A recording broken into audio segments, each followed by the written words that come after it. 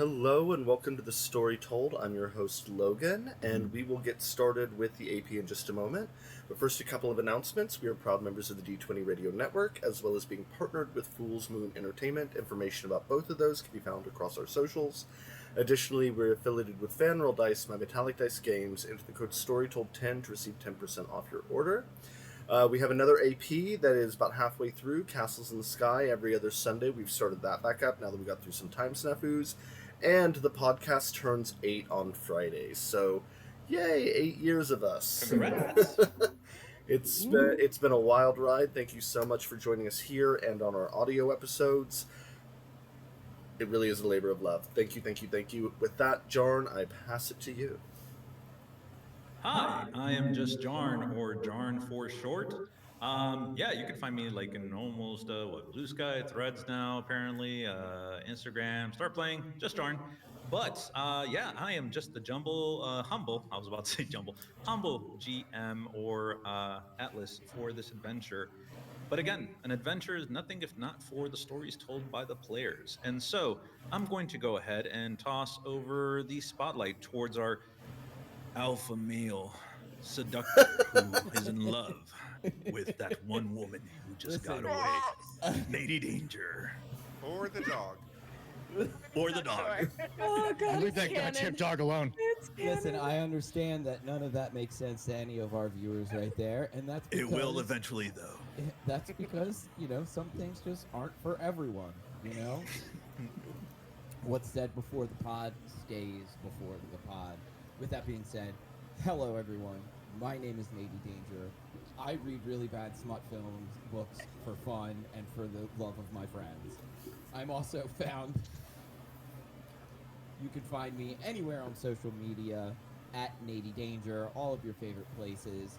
I am a professional dungeon master, voice actor, actual play performer, and all-around really cool guy from the streets of Philadelphia. And I'm going to be playing Clint McCarthy tonight, who is the talker, and as per usual, will do so at great lengths if given the opportunity. So with that, come say hi to me. Come check us out. So I just need to ask one question for the audience because now they want to know. When are you going to be reading ASMR these books? We need to know. People want to know. I want to know. I'm signing up right now. The information will go in the Story Told Discord. If you're not a part of that, please follow the Discord. The photos will be up tomorrow. I will be grabbing the book this weekend, and I will suffer through a canine rescue novel with a dude and a six-pack, a gun, and a bicep tribal tattoo who is an alpha male. I do that for you, the fans and the followers of the Story Told podcast. I'd say that's worth a sub, but you might get the wrong messages in your DM. Hey, Jarn, before we go on, I need to actually say one more thing. Recently, friends, listeners, if you were on the Discord and you were having trouble sending messages, shoot me a DM. I tried installing a security feature because we were getting an insane amount of bots, and some people were having trouble actually sending messages, and I had to get rid of it. So if you're having trouble, message me and I'll get it fixed. Thank you. Sorry to interrupt. No worries. All right, so we're going to go ahead and turn over towards Eleanor of Foibles and Fables. Hi, yes, I'm Eleanor, aka Foibles and Fables on all socials. I'm a TTRPG performer and GM. You can find me every week on the Harlequin's Hallowed Hearth YouTube channel. We run a Pathfinder 2e Gothic horror AP called An End to Hunger. We actually have the plot compilation from Arc 1 coming out tomorrow. So if you'd like to jump on and see what we have been doing over there, it's a really great watch. Really hope you enjoy it. And awesome. I will be playing the role of Caitlin. Caitlin is the bandage of the group, so expect a lot of emotional conversations and a little bit of healing and hopefully therapy going back and forth with the rest of the party. Also, just real quick, for the Crit Awards, where can we sign up? Because we definitely want you to be out there. We want your name to be recognized by all. That is very kind of you to say. So this year, the Crit Awards are actually self-nominated. So I have nominated myself in the category of Best Pathfinder GM. Unfortunately, I only have one shot and a few episodes of An End to Hunger that can be considered this year due to the length. So I may not end up on their short list, which is totally fine. I will take all of that goodwill and roll it into next year. The category that you would be looking for me in is Best Paizo GM. I mean, I think I could speak for everybody here. You got my vote. Definitely. Thank you. So, since Serena actually spoke up, Serena Moon. Hi. Yes, my name is Serena X Moon. You can find me on all socials. I am a content creator, and I play the role of the wrench. My character's name is Bug. She is a little standoffish. I had the crit awards open, so I was almost gonna say critter, but she's a standoffish person, and yeah. So excited to start another um, session and see where we end up. Awesome, awesome. All right, shooting over towards Doc.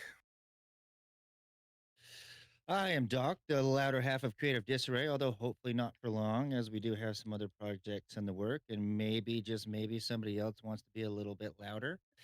But for right now, we do just have Road to Wrestle Deep, which you can find all that information anywhere we are, Creative Disarray or Creative Disarray LLC. We are also looking at kind of helping other people with their projects and working on producing some things for those that are a little bit scared and terrified that want to get into that. So hit us up if that's something. If you have a game in mind that you really don't know where to put it, we can have a conversation about it. So go ahead and reach out for sure. Among the 1,000 other projects that I'm sure on the calendar, and it's pretty full. And I can now officially call myself a professional GM now too, so that's pretty cool and fun. I appreciate that and all the support. Not that it was literally everyone here pushing me to really make that step and boosted me up for it, but it absolutely was. So everyone here is wonderful and a big reason of why I put so much effort into playing Arthur the Sledgehammer Simmons, the bruiser of the group, who doesn't just punch stuff, but he definitely is the guy that would if it comes down to it, and kind of wants to be the protector and somehow managed to try to play another dad role. Not that I'm a super over big fan of Geralt or anything like that, and those types of archetypes at all. So it is what it is, and that's where we're at. All right, so I just have one quick question for you. When were you not a Uh-huh. professional GM? I've I seen your mean, stuff. well, I mean, I have seen your stuff, my good sir. yeah, but I had the professional as far as like the actual one. I mean, You didn't receive your badge I've in the been mail? paid for it officially. Yeah, I didn't receive a badge until now, so now I have a badge that says it. Oh But God, I send me your didn't make address. it a I'll send you the crayon. badge. I'm part of the professional GM court. I will definitely get that badge sent out to you. I think Eleanor's Oh, there too perfect, as perfect. well, and Nate as well. All right, but aside from that, we're gonna move on towards Logan.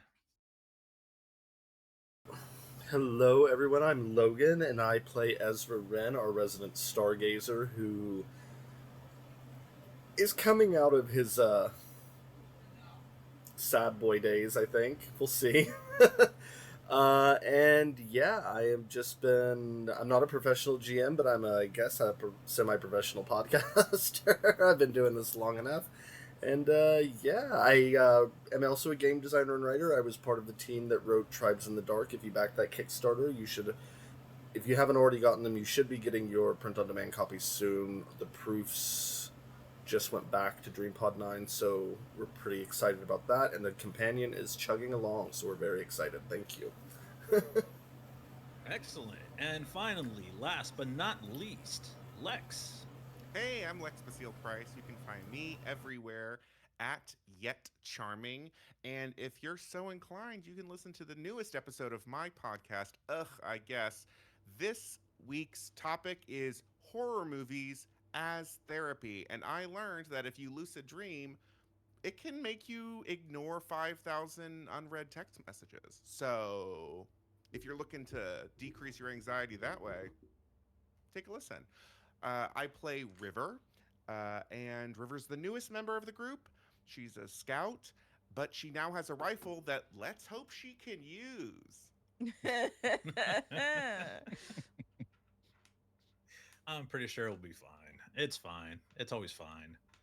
All right. And so, to get you all back into the story. The clouds choke the sky.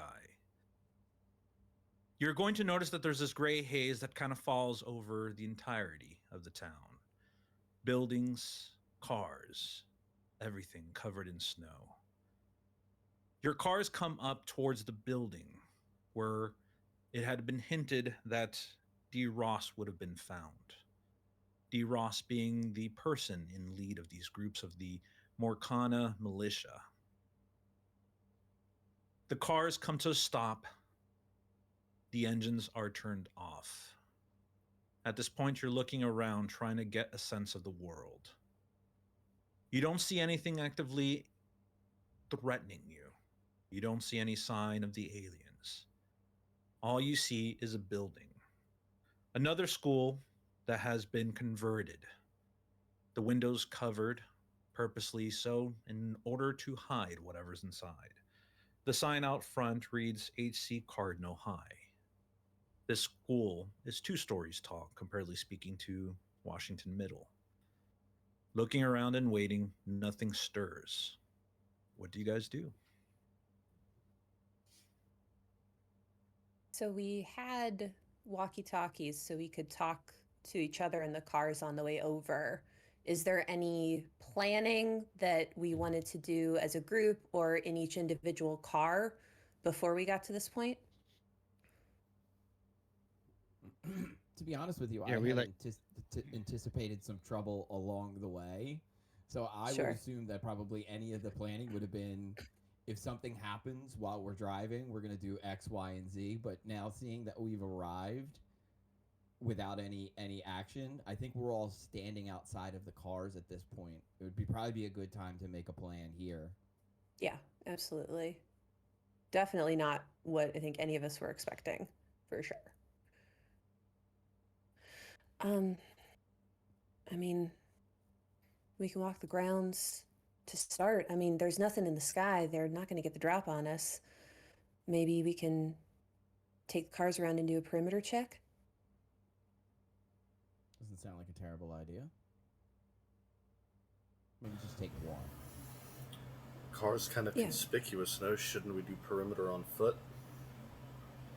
I mean, I've been here. I can see if I can remember where I came out of that seemed easy, if that helps too. If we don't want to take the car. Just for clarification's sake on River's part, you were in a pod towards St. Louis. This is a village that's just actually due east of St. Louis. This is a school where the Mercana kind of militia had gathered.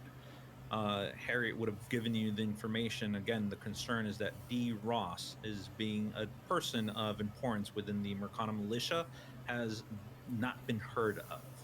She actually requested that you guys would go and investigate her area first, and if something did happen, it would be up to you to decide what to do next.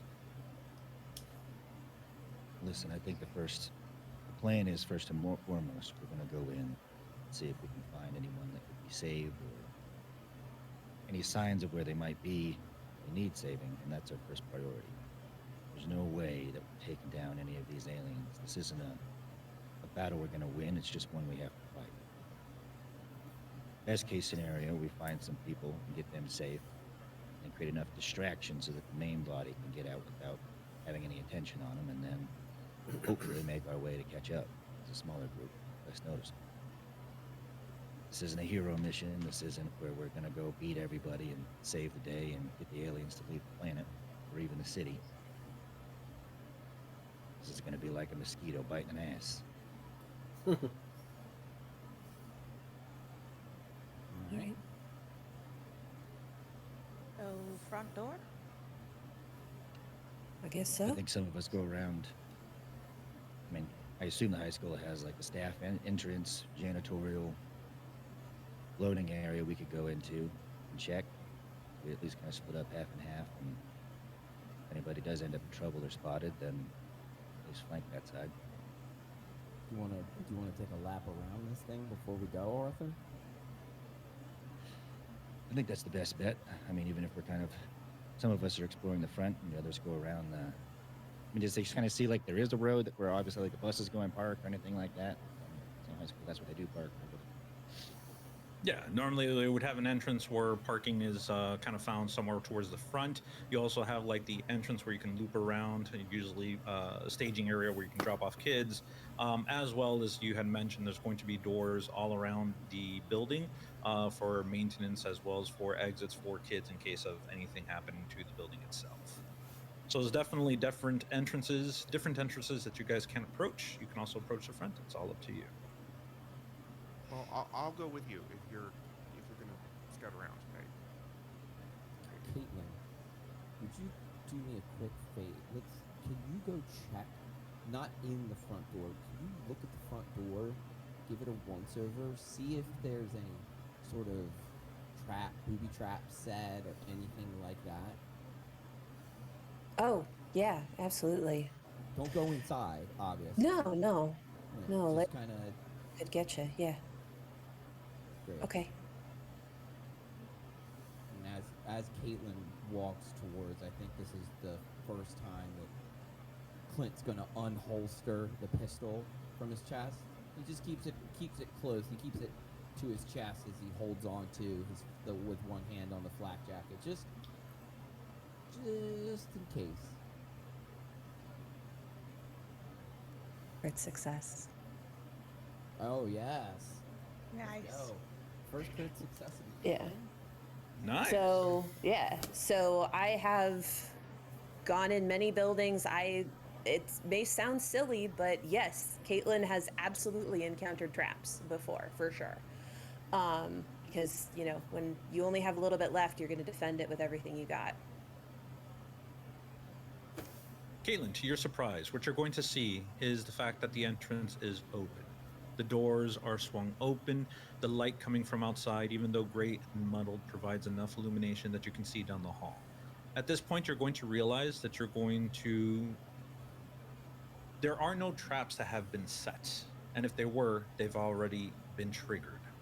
What you see is almost a horrific sight. Scorch marks upon the walls of the halls, several doors still streaming with heat coming off of blast that had been shot there. At this point, as you're standing towards the entrance, trying to get a better understanding of your surroundings, you hear the sound of something pounding on a door further inside. You don't see what it is exactly, but there is movement.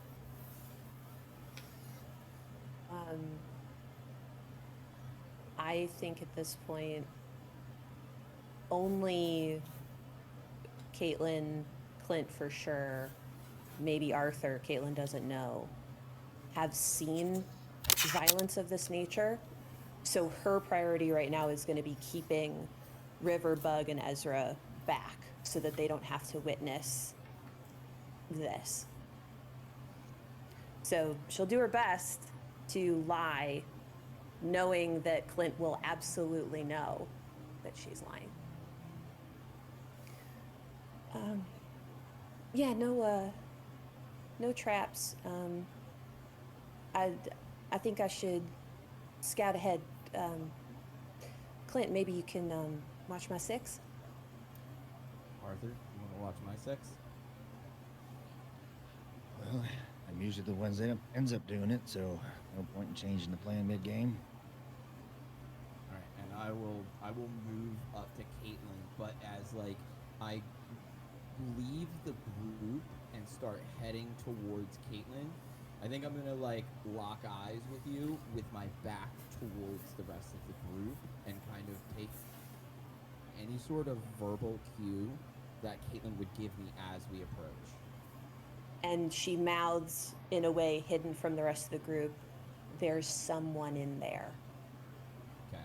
And when I see your mouth move like that, I'm going to then take the gun, which has been casually up at my chest in a very relaxed and neutral position, and move it back behind me so that Arthur can see that I have drawn a pistol and I am starting to move in a way that looks more like a combat maneuver and less of a casual stroll. And then as that's happening, I will kind of move Caitlin between the two of us and then lean in listening for whatever sound or whatever sort of thing that Caitlin was indicating something like something was in there. For sure. You're going to hear again this pounding sound coming from within. At first, it's heavy, like it hits hard against the wall or the door or whatever it is. And then you'll kind of hear that it happens repeatedly a few times, then it slows down and just happens a few more times. Again, it kind of starts losing some steam as it goes along, but you'll hear that pounding consistently. Okay. And as I wait, I'm gonna wait for Arthur to come closer, and he can hear it as well. Yeah, I mean, he would make it to the door, and then if we're all kind of standing at it, he would take the opposite side and be able to, so he can kind of lean in the same way and listen and look. Shit. Clint's taking in all the burn marks on the wall and the smoke here. Yeah, it's pretty bad. This wasn't just a little old firefight. They really were fighting for their lives here. Yeah.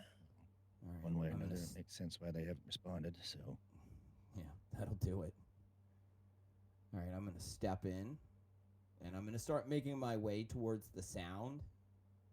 Whether it's down a hall, can you give me a quick Atlas? Would you give me a quick layout of like the main entranceway that we're stepping into? So it's basically the antechamber of the school itself. Here you're going to see that this portion of it is kind of wide. You'll see racks of like trophy stacks or trophy racks. You'll see banners for the school. You'll see some lockers being placed there. Then you're going to see this long hall that moves forward, or that, sorry, goes forward with several doors and entryways. Some doors are closed, others are completely destroyed. You'll see also two halls to your left and to your right, but again, the sounds are coming from further ahead down the hall. All right. At this point, I'm going to turn to Caitlin and say, I don't think we'll need you here. Do you want to do that lap? And then I'm going to kind of jiggle the walkie-talkie. Yeah, I'll see what River's got. And then we won't go far. Okay. Don't speak into the microphone. I'm going to turn my voice low at this point. Don't speak into the microphone. Just click, click. Just click the thing. We'll hear you. Yeah, roger that. Yeah. Then I'm going to turn to Arthur and go, well, you go.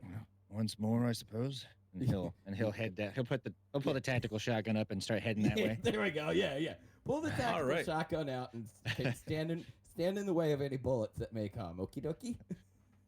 I'm gonna need a sneak around from both of you. Ooh, okay. Fuck, how do I not have any sneak around? I'm gonna use a heroism point. Did that count as preparing for violence, by the way? The speech of be violent but don't get killed? Yeah, I definitely think it counts for violence because you're definitely pulling out your gun and you're like, I'm gonna shoot something. No, I meant the prepare, strategize about upcoming dangerous situation. That's my again. thing, yeah. Honestly, at this point, I will agree that yes, you pulled out your shotgun and you're like, I'm ready to shoot something in the face. That's fair. Choose it. What other plot do you need? Cool. Atlas, would me telling Arthur to go with that shotgun, would that be me explaining to someone how they should solve a problem? You know what? I'll allow it. Hey, all right. Good. I got my heroism point back. I got a 5 and a 1 on the sneak around. You got it. Yeah, I got a 5 and a 2. So 5 and a 2. Perfect. Ezra, where are you in all of this? I'm standing with Bug and River. I presume we're still by the cars. You're going to see Caitlin walking back from that front door at this point. Again, she kind of sees, like, you're going to see that Arthur and Clint begin to head in. Arthur packing heat, Clint himself kind of also wielding his weapon, kind of ready for whatever's going to happen. At this point, Ezra, as you're standing there with River and Bug, you feel this, you feel something is off. At Mhm. this point, you're going to hear that sound pick up once more, that cacophony of music. But at this point, you're going to hear it. It's going to be far more steadied. But the one thing about this is that it sounds far more quiet than you've ever heard it before, as though someone is purposely trying to hide their presence. Clint, Arthur, you begin to make your way down the hall. You pass by a room and you'll see that the door has been shot open. Whatever attacked or whatever hit this door made a massive impact. This is not a normal weapon. At this point, you would almost believe that it must have been some sort of rocket launcher or something far more devastating, but again, there is no sign of that being here. Looking in the room, you're going to see the worst of your fears pop out: bodies, blood. In the little light that you have coming into this room, you recognize the fact that people were slaughtered. There was no patience, there was no kindness, there was no waiting. You turn around and you make your way down the hall again, trying to find that sound. At this point, Arthur, I'm Ask a assuming quick you're question. taking lead. Yes, Does the tactical shotgun not, does it have a flashlight on it? it does now. Nice. Nice. I mean, at this point, I'm willing to put a radio, PS4 or PS5, and we'll call it a day. Bug has been tinkering. I got shoulder cannons. Yeah, we're good. It's all good. Hear me out. Hear Arthur's me got a out, mech Arthur. suit. Hear me out, Arthur. A shotgun mounted on the shotgun. That's double shotgun. Shotception. So, So, yeah, John, So, real quick, while that's happening, Ezra got that weird feeling. Ezra looks at River and Bug. Something's not right. Something is very, very wrong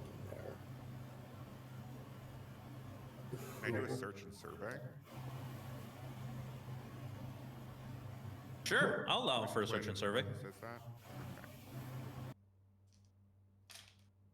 Ooh, 2 1s and a 4. Mm.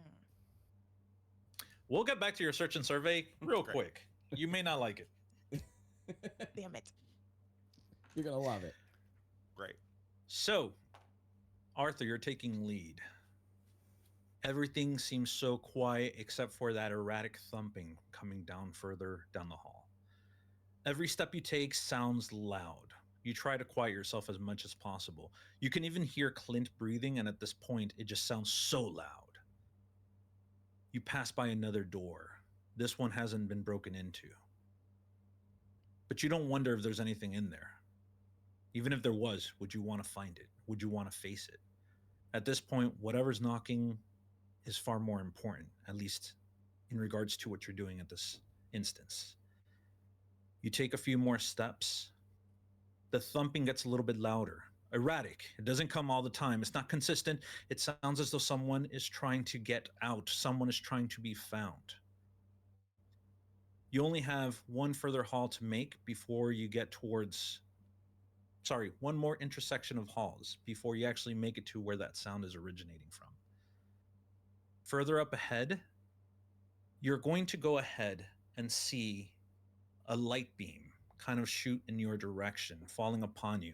This light beam is that of that reddish light that you've seen before. A figure standing in the hall, very tall, filling up most of the hall, gangly looking and with a weapon pointed in your direction. Clint, you feel yourself begin to, you feel yourself almost lose control. At this point, you begin to hear this sound that's overwhelming you. It is sound like, again, a cacophony of music that is playing all at once.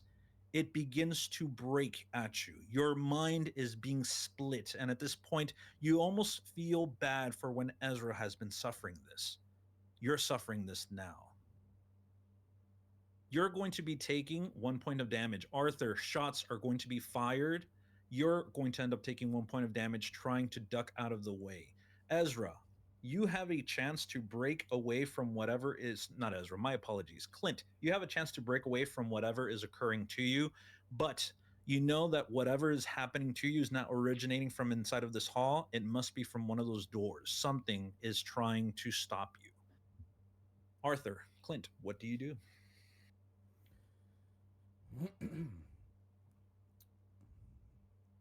Clint kind of almost kind of buckles under the weight of this feeling. I think if I have an instant, I'm going to tuck the gun back into the holster at the chest, and if it's the last thing I can do, I'm going to buckle it. If I am going to if I am losing control, the last thing I want to do is be a liability to Arthur. So as I'm falling, I'm going to buckle that. Seeing the person in front fills me with a sense of extreme dread. Not only because he's now whatever it is firing at us, but I am almost unable to move, almost feeling like the adrenaline is hitting, causing me to freeze. I don't know if I can move, and I don't know if I can do anything. I mean, my natural instinct is to run for cover. So I would want to double back to the room where we saw the bodies. Be the boss. Oh, shit. I'm going to use a heroism point as well. Get out of here. You didn't do very well. 531. As you feel yourself kind of losing control, the door next to you explodes. This tosses you against the wall. You're taking another point of damage, of harm. That's a break for me. Well, it's going to put you on your turning point, correct? You got to roll a 1d6 and hope for a 6. Yeah. 3. Why is it when I ask you to roll a 6, you never roll a 6 for me? Was that 1 damage physical? Yes. You have armor now. You have armor 1. Oh, is that actual? Well, okay. Let's. It's have real. Let's talk about that for a second, because if I had, if there was, we're gonna just quickly above the table. I apologize to everybody here. If that was the case, that would take up almost all of my inventory. If it's actual armor. So if it is actually armor, then I am going to have to either lose the walkie-talkie or something or lose the book, because the book is what takes up the majority of my inventory. Yeah. So, I'm gonna roll a d6. I'm gonna roll a d6, and we'll see what happens. I'm gonna go. Why are we randomizing this? Just go ahead. Hey, do you want to leave the book? Bug looks like she could read. I can't. The walkie-talkie's been on my belt the whole time. I don't know what you're talking about. You keep reaching over and clicking the button. Also, Nady. I'm so sorry. The cars Caitlin, the cars have storage too, so you could store your book in the car if you wanted to. Okay, all right, fantastic. But I just have to picture this, Caitlin. If you need us, and I grab Arthur by the hip, and I just click twice. But honey, don't need us. You know what I'm saying? All right, so it is full armor. Okay, it is actual armor. So if it is a physical point of damage, it will negate that. So it's armor 1. So anytime you take physical damage, it will reduce that harm by 1. You can do that 4 times before it breaks. Fantastic. I'm going to do that because I was already at 2 before we even left the other school. So I will at that point. Just to clarify, that first point of damage, that is not physical damage, that is mental damage. Right. So I'm at 3 at that point. The physical damage from the explosion is going to be the 4th, but I'm going to negate that using my armor by doing just feeling the pressure and then kind of just tucking my back towards towards the explosion. It'll still toss me, but. So at this point, you're going to see that the door explodes, sending you flying towards the nearby wall. You'll see that Arthur, you're going to notice this as well as the explosion happens. You're going to see that Clint one moment is standing there. Next, he's kind of flying, hits the wall. At this point, you're going to see another figure standing there, another gangly, tall looking alien. This thing has a smaller weapon in its hands, comparatively speaking to the one that Arthur is facing at this point. But you see that it begins to approach. Arthur, what do you do? So that one's much closer than I imagined. Is the other one like a hallway away, like it's got good distance? Yeah, it's about, let's say, 2 yards away from you down the hall. It's actually using the corner as cover for a moment, and then it jumps out to surprise you. Wait, okay, so You got one close behind you, one far away. yeah, in front okay, Of you. one for a prank. Okay, gotcha. So yeah, I mean, much closer. He would just turn and fire into the one that's approaching Flynn at that point. That's much closer. All right, lock and load.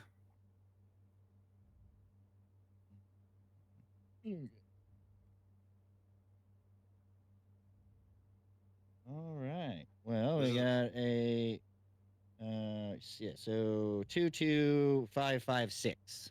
Let's go. Nice. That's very nice. How much damage does your shoddy do? That's what I was gonna ask. I was trying to find it on the. I found like the sniper rifle and stuff, which is 3 harm, and the tac shotgun. I'm not sure where that falls. It could be under military, I think which I posted. is on the next page. I posted it for you on Discord as well, if I'm not mistaken. Yeah. I believe. But I mean, you could definitely find it under the military on the next page. And remember, you can add a heroism point to add 2 harm, if you'd like. Would love Tactical shotgun does harm 2, near, shred 1, and targets 2. So you can actually hit 2 targets, but again, not in this point because one is in front of you, one is behind you. That's not going to happen. Shredding, though, does ignore one of their armors. All right. And I mean, yeah, I'll use a heroism point for that too. All right. Shoddy goes off. You're going to see that this figure goes flying down the hall. Its gun, whatever this weapon is, kind of clatters on the floor, and you'll see that the creature screams out this like very loud, very shrill sound. Again, you kind of have to cover your ears not to be affected by it. But again, the present danger is that there's 2 of them, not just one. For everybody outside, the gunshots go off. You hear this clearly. Your companions that are inside of the school are now in danger. What danger? You don't know exactly. Ezra, at this point, you are correct. You feel that something is off, something is wrong, as though you are trying to focus in, trying to understand what is happening, what is their purpose, what are they looking for. You're going to see that River looks out, kind of looking towards the top of the building. River, you're going to notice purplish lights ignite that you hadn't seen before. At this point, you're going to hear a soft hum, and within the next moment, you're going to see this oblong ship begin to lift up off of the roof, and you'll see that it has like a spotlight that it begins to search around, looking specifically for activity. And at this moment, you'll see that the spotlight is quickly heading in your party's direction. I'll just quietly be like, hide, and kind of like creep towards the car, the truck. All right. For everybody that's outside of the truck, please do a sneak around. For everybody that's inside of the truck, I will say that you succeed on the sneak around.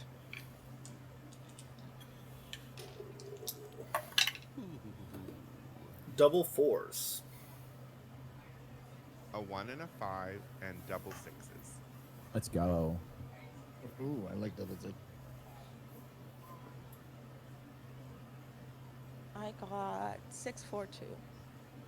Nice. All right. So with the and Caitlin, where are you at? Because I think you're heading back to the party. Yeah, let's set this up. Okay, so Caitlin's pretending like everything's fine, everything's good. We don't need to go inside. We don't need to do that. And then basically, as soon as she's about to make her pitch, bang, bang, bang. So I think that yes, absolutely, I'm on the same page that River just said. Like, get to the cars. I see the lights. And yeah, I think she goes absolutely into fight mode. It's immediate shift. And harshly, probably, Bug, take him somewhere safe. Ezra, keep that thing off of us. And do not tell us to run. Not this time. And then she just runs back inside. Bug will hide as well, but first Bug will kind of hit Ezra and be like, "You've jinxed us. You've totally jinxed us." Caitlin, do fight under pressure for me real quick. And if that wasn't clear, I meant Bug to like drive, like get the heck out of here. Oh, for sure. Like, we're gonna listen to that.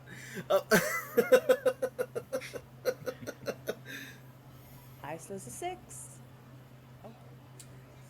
Excellent. All right, for the double sixes, because I know Bug got a 6, and Lex, I think you got the double sixes. Yep.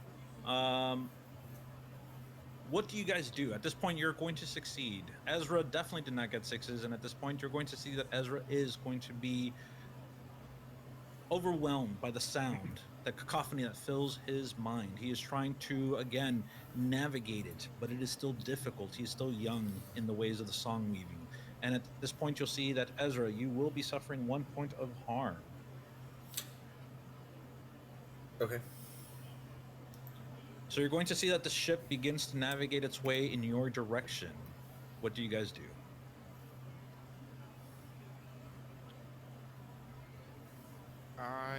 River went for just right under the pickup, was like a roll underneath. So I think she's gonna try to settle in and kind of prep that rifle and just kind of like point it out towards, while still staying under the car, and kind of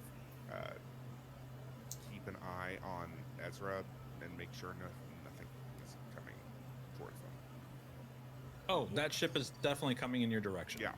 So I have the rifle ready with a yeah. Yep. Are you going to take a shot?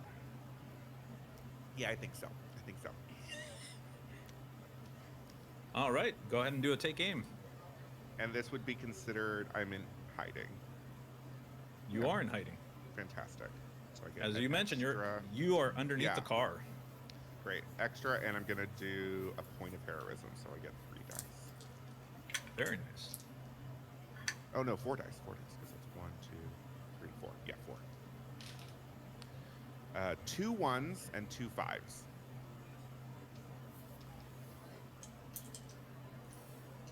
All right, just give me 1 quick second. Let me take this down. Your shot is successful. You go ahead, aiming down the rifle, poking it from underneath the truck. You take the shot towards the machine. The machine at this point, the vehicle, knows exactly where you guys are at. At this point, its light turns red. It begins to fall upon you guys moving forward.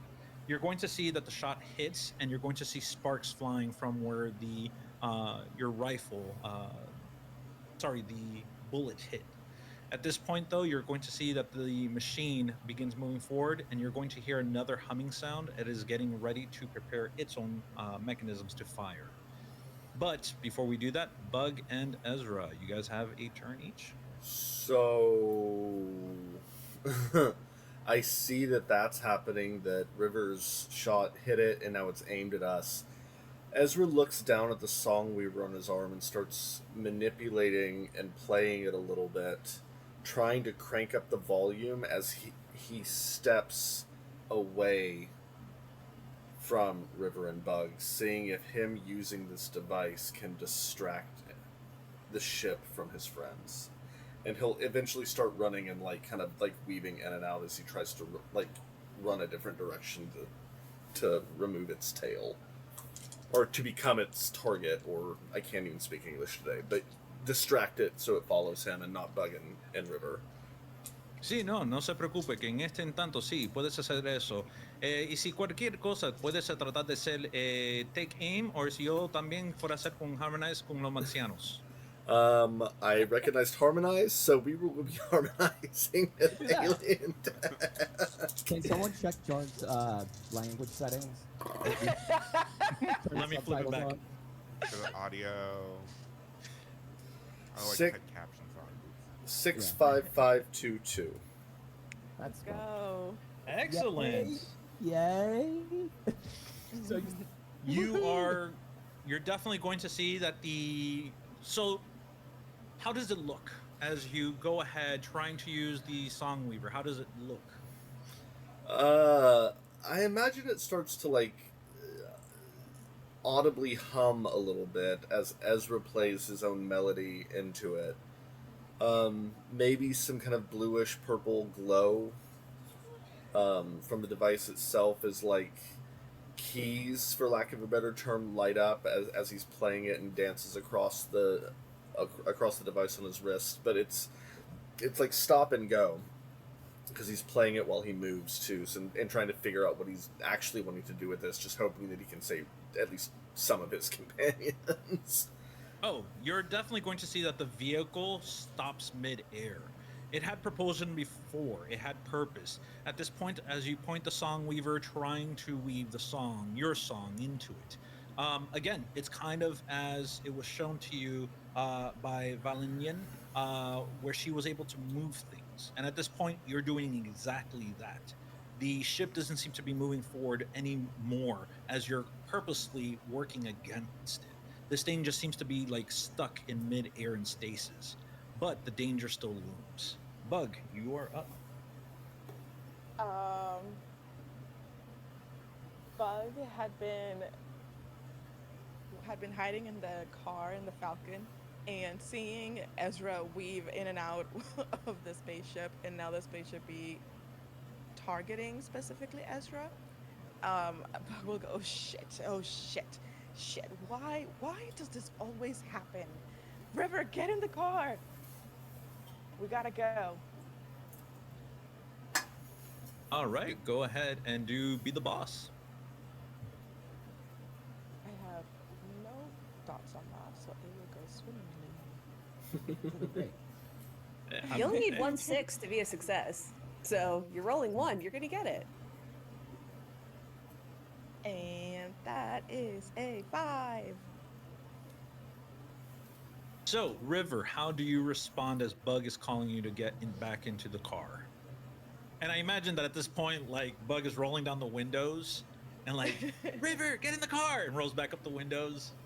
Yeah, frantic, trying to be like, we don't have to die here. Let's go. We'll find another entrance. We just gotta get this off our tail. Uh, yeah, I think River kind of comes to you and just is like, sure, and but is wiggling maybe the wrong side towards the entrance of the pickup. Well, she's the bugs in the aluminum. That's Yeah, yeah, literally yeah, why. yeah, yeah, That's literally why we're having problems here. Is yeah. because she's calling from the aluminum Falcon, and you're like, hey, wait a second, is she in the pickup or not? Yeah, yeah. At this point, you're going to see that River, as you're trying to figure out where Bug is at. Bug, to your dismay, you're going to see that a bright light fires off from the vehicle, landing close to the cars. It's an explosion. At this point, you're going to see smoke rising up, chunks of stone being flung around, and at this point, you're going to lose sight of River, thinking that she might have just been hit by that blast. It is going to be causing you one harm. And finally, Caitlin, you're rushing back in to the school. At this point, you're going to see that Clint is on the ground. Behind him, you're going to see this individual. Between you and Clint, you're going to see one of these massive individuals, one of these aliens, has a weapon targeting Clint at this point. You're going to see that Arthur is trying to fight another one further down the hall. What do you do? So my fight under pressure roll was for this. Fight under pressure was for me to see if this machine that's flying outside was going to be targeting you. Got you. Okay, great. Yeah. Understood. On the same page. If you would So have failed, it would have been bad. It would have been a lot of shots towards poor Caitlin that she did not deserve. you know, I made a Teflon. What can I say? Okay. So Arthur is currently tangling with one of them, and Clint's on the ground. I mean, I will get in Arthur's way literally if I try to double team. I've already got the pistol out. So yeah, I'm gonna try a close range shot and just yeah. All right. Since you are running up on this alien and this alien does not take notice of you, I'm going to say that you're going to get an additional die. Ooh, all right, let's do it. If you get all ones, by the way, you're going to miss and you're hitting Clint. Okay. He's got armor. Good It's okay. thing you got that armor, right? I got booze. It'll be fine. Yes. Fuck yes, 6. Nice. Very and nice. I'll throw one of my heroism on there to add 2 damage with the pistol. So I think that's pistols are 1. 1 damage, so it's going to be 3 altogether, which is really No, great. pistols harm 2. Pistols harm 2. Oh, they're 2. Never mind. So I'm corrected. Oh yeah, so that's 4. That's going to be 4 altogether. Awesome. Nice. Lovely. All right. 1 second. Let me just take down notes here. All right. Clint, you are literally going to see this thing again. It's scrambling your head. It's trying to mess with you. It's trying to cause you to lose self-control. At this point, you see this thing in your peripheral. It is standing there. It's looming over you. It has its weapon trained on you. And in the next instance, you're going to see that this thing tumbles forward. Looking past it, you're going to see Caitlin just running up, holding on to the pistol. And at this point, you're going to see the smoke coming out of the shaft of the pistol as she has gone ahead and fired it off. This thing tumbles to the ground. You're going to see this almost fluorescent bluish blood pouring out from beneath its back. And you're going to see that this thing kind of groans, and you'll hear the shrill call from it. All right, so Arthur, going back towards the top of the round order, Arthur and Clint, you guys get your actions. What would you like to do? Okay. Um, so to reset, Caitlin's to my right, shooting at the thing that's in front of me. Arthur, you're taking the one down at the end of the hall? Or was it, did you shoot the one behind you that was pointed at me, or did you shoot the one? I don't know anymore. Okay. I No. honestly don't know anymore. Arthur shot the one that was down the hall. Okay. Very Yeah. good. Okay. Yeah. So is this one? I was trying. Yeah. Yeah. So is the one in front of me? It's hurt, but it's not dead. It's not No. off the ground. Correct. All right. So great. I'm going to take this opportunity to come up, and I'm going to try and tackle this thing, take the weapon that it has, and see if I can melt its face. Close combat. Okay. That is okay. 2d6, 5 and a 2. And what weapon were you using? Its weapon. Its weapon. Oh, flow. Sorry. Let's not do close combat. Sorry. Let's strike that. Do harmonizing with alien weaponry. Okay. I'm gonna. So I'm. And you know what? Just because you're being so bold, I'm gonna go ahead and give you an additional die roll. Okay. Reroll 2d6. I believe in you. 5, 6. Nice. It's that. This- It's that that- alien. The need to take on aliens. That's what's doing it. When we said Yeah. lock in, we meant fucking lock in. So, Clint, at this point, you reach for that weapon that it's holding onto. It gives you some struggle, but at this point, you grab it and hoping that it has the same mechanisms as weapons here on Earth would have. You go ahead and you start just trying to grab it, trying to like press the trigger, whatever would be the trigger, whatever. You don't know how this weapon works. At this point, you kind of feel that you're not going to do much. In the next instance, you allow yourself You almost think about Ezra. You allow yourself to kind of feel for a moment, kind of hear that tune, hear that music, and at this point, you go ahead and let yourself just yell out loudly. In the next instance, you're going to feel this blast of energy. And as you look over, the alien creature does not stir, it doesn't move. You pull back from it, and you're going to see this massive hole right towards the center of its chest. You're going to see bluish, again, this almost luminescent bluish blood falling onto the ground. And just beyond, you're going to see Caitlin. And on the ceiling, you're going to see another hole where the blast would have gone through.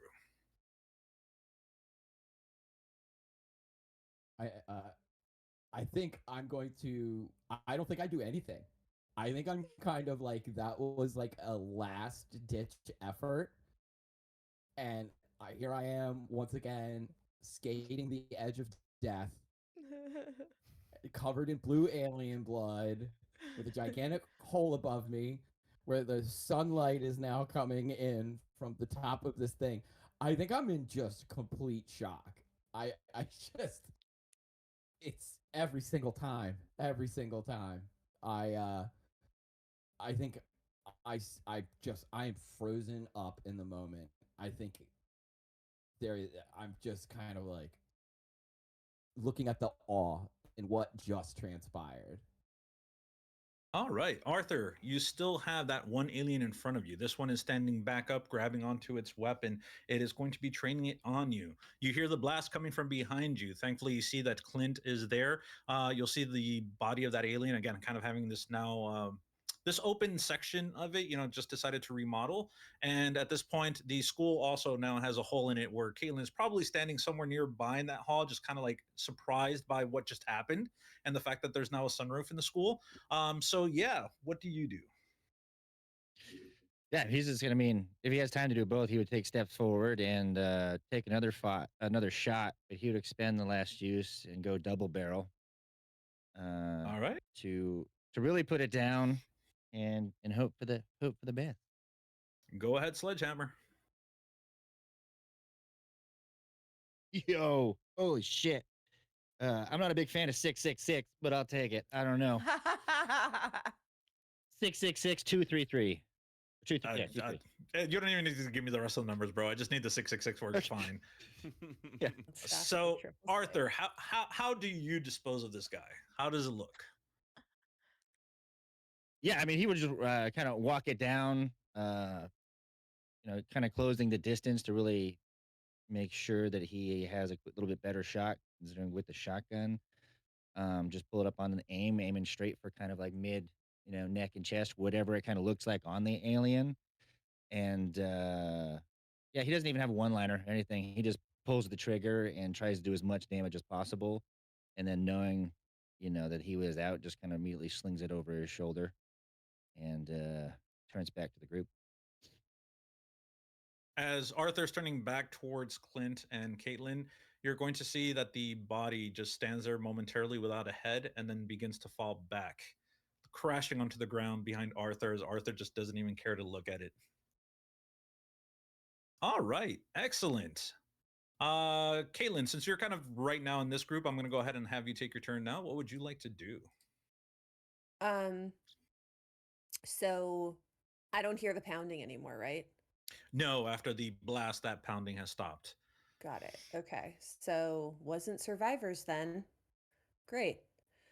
Um, so yeah, I'll kneel down to get I with Clint. Okay. Kind of just snaps out of whatever's going on. What are you doing here? Saving your ass. What do you think? Okay, good. I like that. Okay, yeah. I apologize. I'm very glad that you're here, and I'm gonna kind of. I don't know which way is up on this gun, so I want to like show Caitlin, but I am terrified. And I'm gonna put Caitlin at the front of the barrel of it. So I'm going to be like, I got an alien gun, and I'm gonna Yeah. like put it down on the ground, and then be like, now you can check it out. Can you check? And I'm gonna like turn over to make sure that like because I took shrapnel. I'm gonna assume I took Hmm. some wood in the back from the explosion, and just I'm gonna roll over and be like, did it get through the armor? Yeah, and I'll check it out and just see if there's any, like, put hands in between, fingers in between to just feel down to see if there's anything abrasing the skin. No, that And flak armor definitely has took most of that damage. no, I got the good stuff. Bless you for that. I'm gonna Hmm. try to slowly get up on my feet, and I'm lifting up with Caitlin's help. I'm gonna kind of Yeah. lean on Caitlin for a little bit to help get myself to my feet. I gotta stop getting in front of these explosions. Yeah, I don't know if I'm going to be able to find you another one of these things. So, Yeah. Arthur, how you doing? I'm good. All right. You want to take a minute to reload? Uh, oh shit, yeah, we did have extra. I forgot Yeah. about that. But yeah, I'll do that. I'll do the reload that I have, and I mean, he would still kind of. He's like, I don't hear the noise, but I don't know if that's because we scared the noise into silence or if they were the noise. Yeah. Yeah. They managed to lock him in, but that would mean that somebody left, somebody to leave him behind. Or they just don't exist anymore, and there's only one left. Yeah. Caitlin, if you could do me a search and survey. Yeah.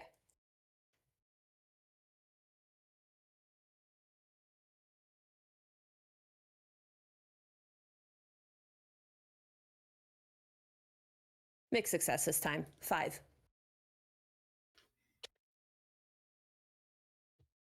Something catches your eye looking towards the individual that Arthur just took out, the alien. The Mhm. bioluminescent blood that falls behind it kind of gives enough that you can see something upon it. At this point, kind of looking on it, you're going to see that it seems to almost have like something attached to its body. It's kind of clipped onto it, but you can almost swear that this might have been like some sort of cape or some sort of cloak, something that it wears. Right now, it's kind of attached in kind of these little clasps, but you can see that you can easily detach it.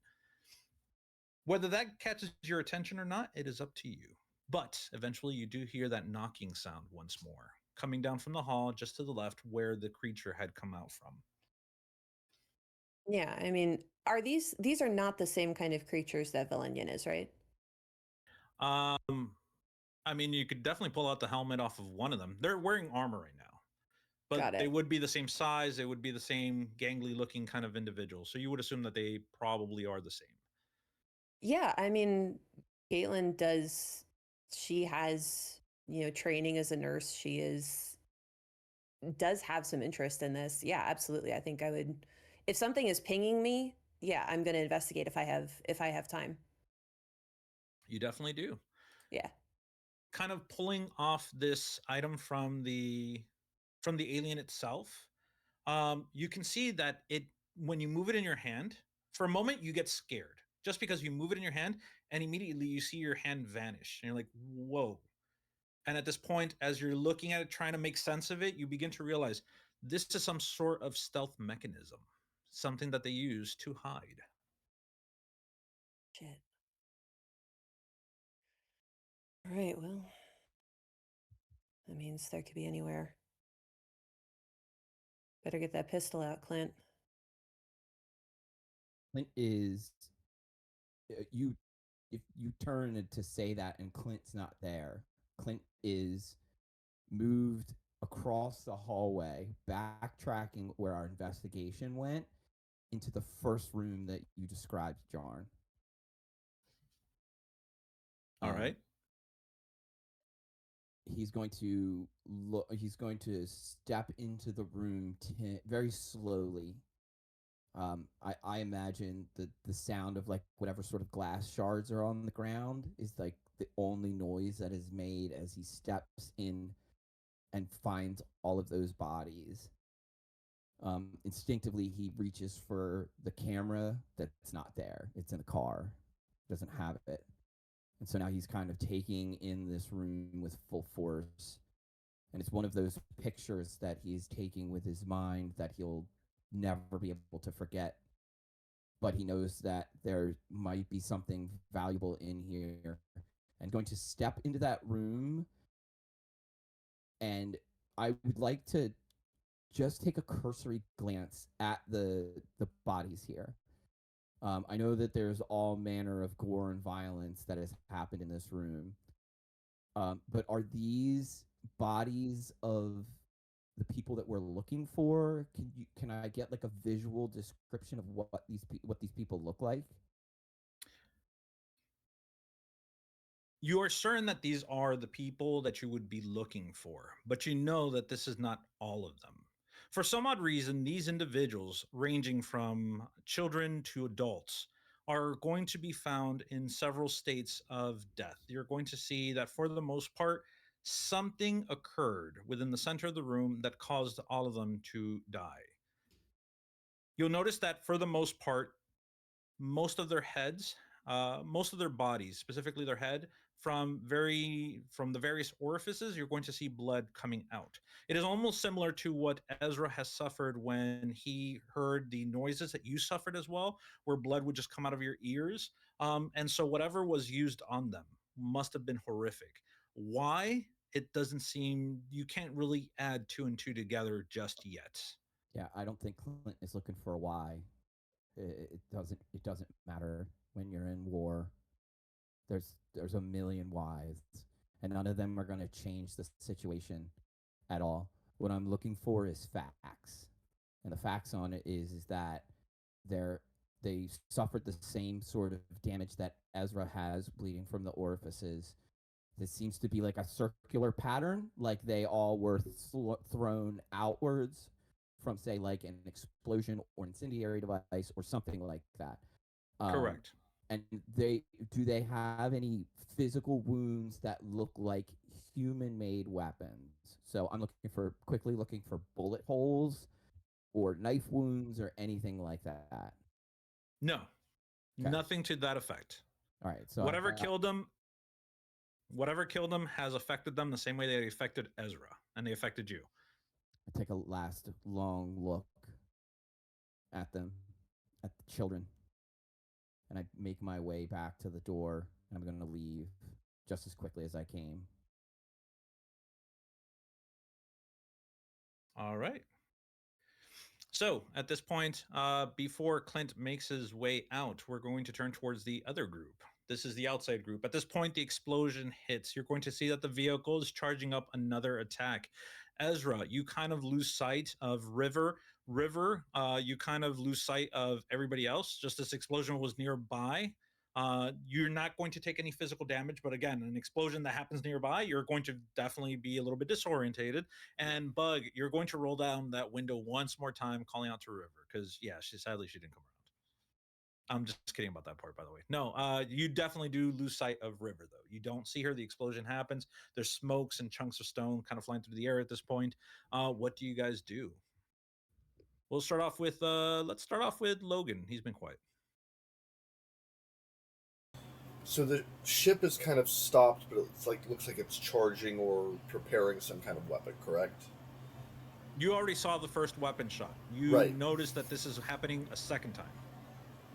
Okay, so Ezra stops running and is still trying to play this device and starts playing a melody about serenity, calm, peace, almost like a lyrical metaphor to a white flag.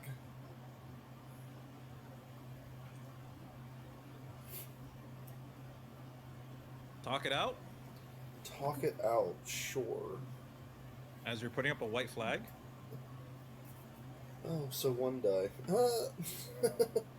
I will go ahead and spend my last heroism to give myself 2 of those. I do not feel good about this. Oh shit, 6-2. Hello. Nice. Oh gosh. Very nice. Right. Whew.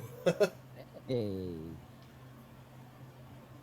You attempt to go ahead and provide a melody that will soothe or at least calm. Again, the proverbial white flag. Trying to have an understanding, trying to make them surrender. Not surrender per se, but come to terms. Try to stop them from firing upon you. You kind of offer the same in response. For a moment, you see that the machine doesn't reciprocate the sounds anymore. It's not as aggressive as it was before. There's almost like a confused tone to it playing at this moment. But quickly you can hear it resonate once more as though who's ever piloting this machine takes command again, and now it becomes far more aggressive. Again, at this point, you're going to see that the weapon is charging up, waiting to discharge one more time. Can I tell which, like, where the weapon is? It pointed at me or is it pointed at Bug and River? Oh, it's pointed. You guys are within close vicinity. I will say that if it discharges its weapon, you guys are not able to take this thing down. It's going to hit all of you, and it's going to be a nasty hit. I will say that. Got it. Okay, that I guess that is my action then. All right. Yeah, I have. I'll hopefully be able to, or I'm allowed to move, right? You can Okay, move. You're okay. not stationary. So then, since I'm the one communicating with it, my hope is that its primary focus is on me. So I'm going to start to try to distance myself, like away from River and Bug, like to see if I can get this ship to turn to face me more than them, perhaps. You got it. Bug, River, you guys have a turn. Who would like to go?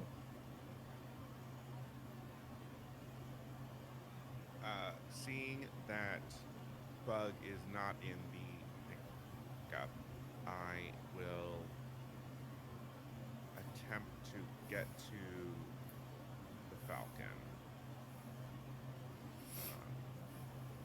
as fast as I can, but also maybe like hunkering down, kind of like around the car, putting the car between me and um, the vehicle. Oh, for sure. At this point, you'll see that River kind of runs across, moves behind the aluminum Falcon, jumps towards the opposite end, which is going to be the driver's side of the vehicle, trying to use it as a means to kind of shield herself. At this point, you kind of pop up and looking through the window, you're going to see that Bug is just like staring at you at this point. River, get in. Let's go. We gotta go. Uh, uh, okay, yeah, I guess. And she'll get in. Will the others be fine?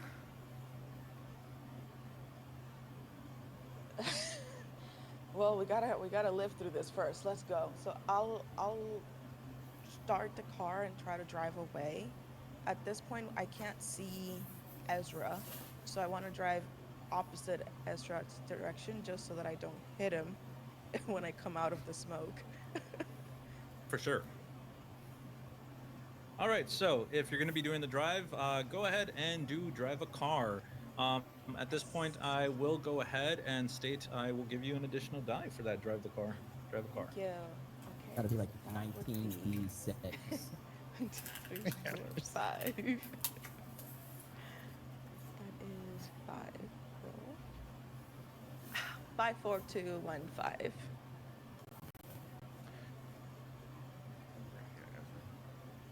So, Hit Ezra. River, Wow. you jump into the car. At this point, before you even have a chance to close the door behind you, you hear the engine just ignite. And at this moment, you hear the tires spinning as Bug goes ahead and launches the car forward. This is not something you expected. This tosses you to the back seat, kind of you're hitting the back seat completely with the G force that this is creating, and the car just peels out at this moment, swerving, trying to capture or try to get a grip on the road itself. And you'll see that Bug just peels out at this moment. Ezra, thankfully you're moving away from the aluminum Falcon, so you're not going to get hit. But You will notice that as the aluminum falcon takes off, the massive vehicle turns its attention towards the aluminum falcon and it breaks through whatever Ezra had been doing. At this moment, the vehicle begins to charge, trying to catch her and trying to catch up to the aluminum falcon. Bug, you don't know exactly what is going to happen. This is something that is completely new to you. At this moment, you see the red falling upon the car. The machine is behind you. You hear the humming as you're being chased along the streets. You decide to go ahead and take a turn. F it. At this point, 90-degree turns is the best way to lose anybody, right? You've seen this in the movies before. You go ahead and hit that steering wheel, and you know for a fact Arthur's going to be very upset about this. But you need to survive. In the next instance, you turn that wheel.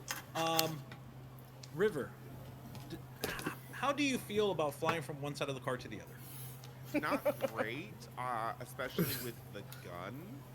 Um, I try to kind of throw it at the floor, aim it as much as I can to the floor. I'm not super comfortable with it yet, I think, and I kind of am just like, have you driven before? As you scream that out loud, again, this is a moment where the noise levels are insane, and at this point you actually have to scream towards Bug to say this. At this point, as the car turns pitching, you're going to see it go towards the right. At this moment, you just hear the tire screeching, the car is just flying, and in the instance you're going to see above you, the alien craft tries to do the same 90-degree turn, but it's not successful. It begins to kind of turn, and you'll see that this thing, due to whatever has been happening before, the shot, Ezra's messing around with it, this vehicle goes ahead, flies into a nearby building. You're going to see an explosion, smoke begins to pour out, and at this moment, you're going to see that the alien creature vessel is kind of now in the rear view mirror as Bug is just driving manically down the street at this point, trying to get away. You are both going to be suffering, though, one damage. This is just due to the excitement Bumping. of it all. Yep. You Bug is specifically. definitely maniacally laughing, just be like, yes, definitely, yes. We did it. Good one, River. We did it. Welcome to Bug. Clint, by the way, as you're standing outside now, you see this. You'll see the aluminum falcon just take off, and at this point, you're like, "Oh gosh!" And you're going to see the craft just following the aluminum falcon. All of a sudden, you see that hairpin turn, and you see the craft just crash into a nearby building. Oh, it does. It crashes into a building. Yeah, it could not make that turn. My initial thought is, what the fuck? And I see Bug. Can I just like land the car by Clint? Be like, I'm inside the building. I'm inside. okay.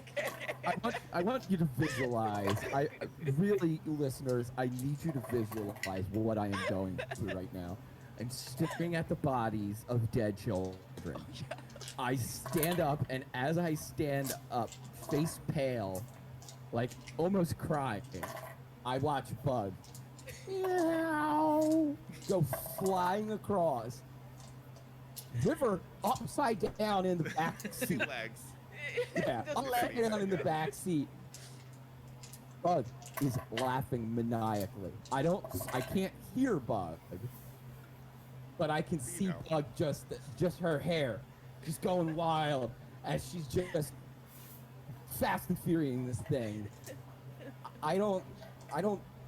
My years of camera and combat, nothing can prepare me for what I am witnessing right now. I kind of want to throw up, just because I don't know anything else to do. But here we are.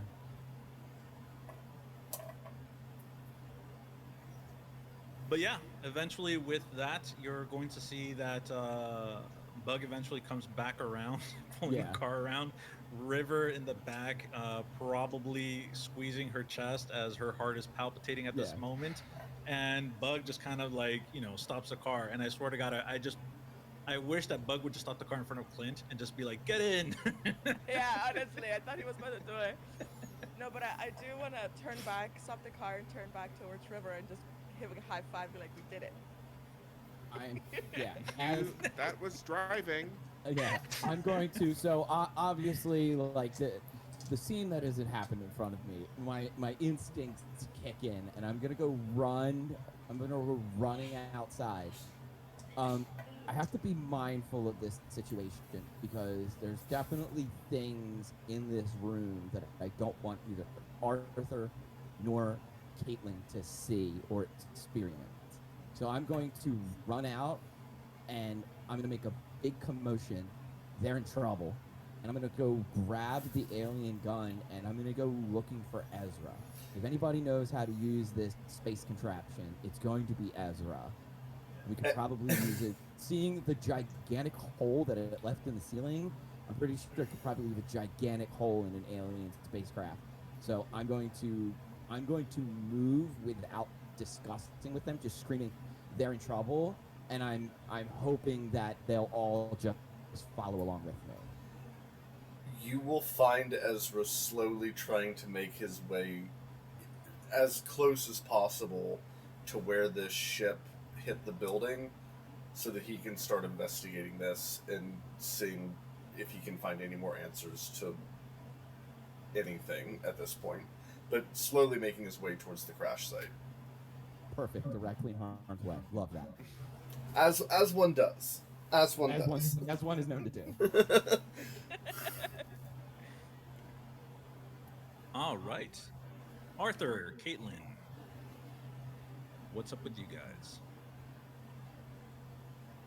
Yeah, I mean, I think Arthur would have been following and making sure nothing else popped out while Caitlin was investigating, and would be on his way to check the knocking sound that had returned. Yeah, same. Especially now that we know that they can cloak. You make your way towards there's this hall, long hall. You're going to see a door towards its end. There's several other doors on either side. Some of them are open, some of them are not. At this point, you recognize that knocking is coming from that door in particular, straight forward. As you begin to approach, again, you hear the knocking. Once more, it's just erratic. It doesn't have any melody, it doesn't have any purpose. It's loud at one point, it's soft at another, and you reach this door. Arthur, you attempt to open the door. It doesn't seem like it has any sort of traps or anything on it. It just seems like an average door. You go ahead, grab the handle, and try to open it, but the door doesn't open. It seems like it's locked.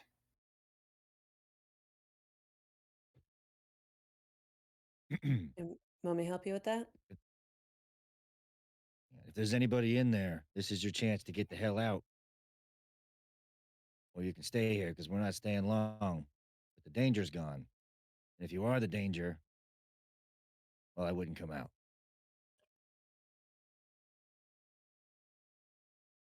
Again, you just hear the knocking.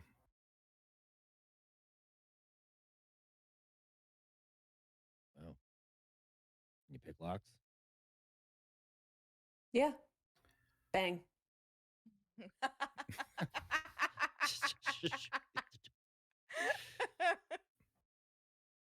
I mean, I could have done that. I was just trying to make sure there wasn't a child on the other side. What, I what's angled it. hilarious? Kaylin, get yourself a heroism point. Stop being cool. I hate you being cool. When she comes out of this dissociative episode, she'll hate it too.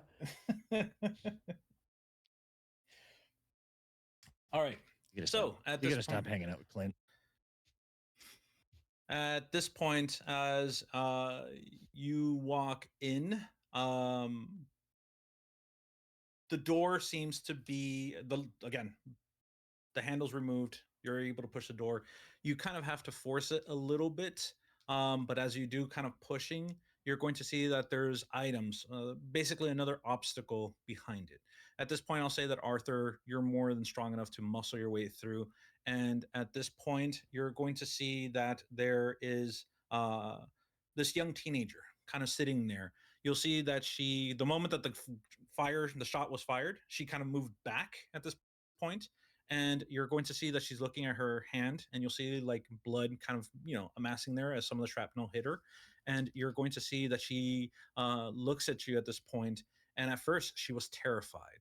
In the next instance, though, she kind of like looks at you, and she's just like, you're not them. Thank God. Where are the others? Is anyone else safe? I I don't I don't know if anybody made it out, but I think you're the last person here. We need to get you back to the main group. What's your name? She goes ahead and she stands up to try to announce herself, and she goes, and with that you'll see that she is so famished, so tired, that she just goes ahead and falls to the ground. Again, Say the Arthur would try to reasoning. catch her, but if he, yeah. Yeah, hey, I'm down for that. Arthur definitely can do that. And you're going to see as she kind of falls, you'll see that again. Um, she is weary from all of this. She had been knocking for a while, trying to get someone's attention. And for the most part, when the knocking started fading, that was just her getting weaker and weaker. At this point, you are able to grab her. And again, looking inside this room, you're going to see that there's nothing else in here. You'll see like storage, things that were kept, items for storage, for inventory, stuff like that. But there's no one else in here. Can I, while Arthur is picking her up and right before we start walking, can I bandage her hand with anything? I'll take friggin' the American flag on a pole if they got it in a classroom. I really don't care. I'm not even gonna have you roll. Yes, I will say that you do start bandaging her up. You're going to notice that the shrapnel just happens to be from your shot, so there might be some guilt on your part that that you happen to catch her hand. That was We'll all. fix it later. Arthur won't say anything. Yeah, he would just carry her and then head out. Which I mean, to me, I imagine that's when we hear Clint, um, Mhm. calling for Yeah, help and calling. making a Clint ruckus. So we would just kind of, I mean, we would kind of start booking it back down the hall to get back to the rest of the group. Yeah. But I gotta say, if there's actually nothing wrong, there is no danger, that would be very confusing. And we haven't fully canvassed this place either. Yeah, he's just reacting to Clint's, No, I understand. So, like, yeah. us all being outside now and, like, Yeah. having a moment, be like, okay, well, now we gotta finish, But we found out a living person. So yeah. Yeah. So now that everyone is kind of gathered outside, um, I see that Arthur has somehow picked up another young adult or person. It's just a magnet for NPCs. It's crazy. He's going to register that, but knowing that the safety of this person is not the most paramount thing, I'm looking around to try and find Ezra, only to see Ezra heading towards the crash site where that alien is. I'm going to call out Ezra's name and try to get him to come back with us. I'm not going to actually shout into my microphone, but he's going to be calling out for Ezra. Ezra will stop and turn, and then look back at the crash.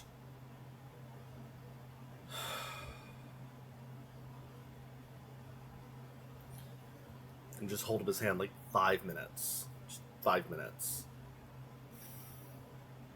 I seeing him hold his hand up, indicating that he wants 5 minutes. I'm going to shout out, "You're in danger." I'm going to lie to him.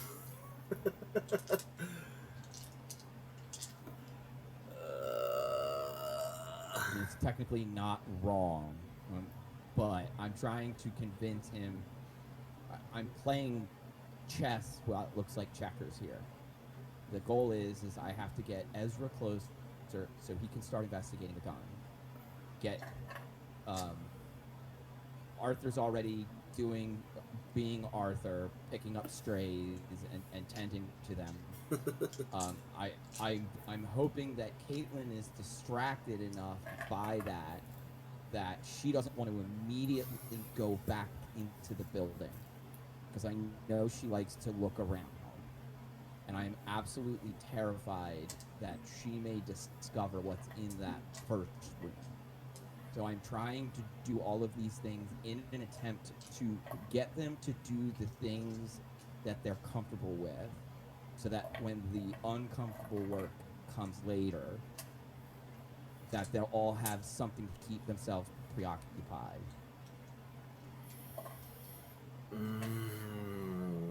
So I'm shouting at Ezra, Ezra, come back! You're in danger. When he hears that, Ezra will come back because Clint has always been very straightforward about that. We're always in danger, Clint. What's the problem? Okay, the, the, the danger is not for you, it's for them. And I'm going to offer the gun to Ezra. This is a new piece of alien tech.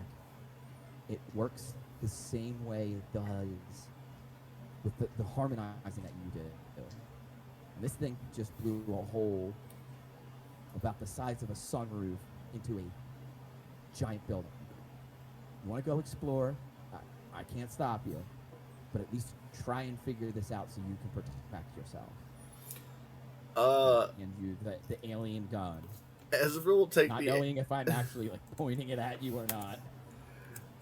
Ezra will take the alien gun and then from like behind his pants hand Clint the pistol that he has.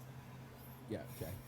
I would gladly trade that, not realizing that someone gave Ezra a gun. Oh, you just gave me a gun. You just did. But that that one. Yeah, I was It's like, different. Oh, It's different. you had a weapon. Oh, you had a. Okay, all right. Well, that's fine. No problem. I'm gonna click the safety on it, and then I'll just kind of I don't even care about it. I'm so singularly focused on ensuring that none of the party sees what's in that room that I am willing to be like whatever. Ezra does kind of roll his eyes a little bit and then starts examining this alien weapon. Completely.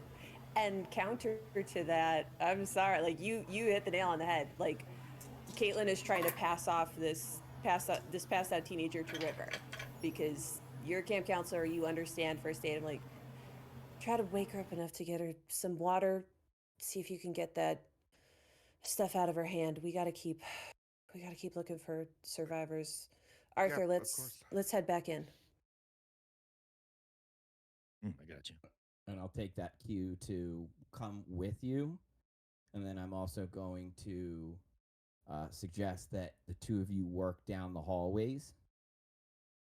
I'll take the middle and check the rest of the rooms, but there are two hallways in this main room that go both left and right.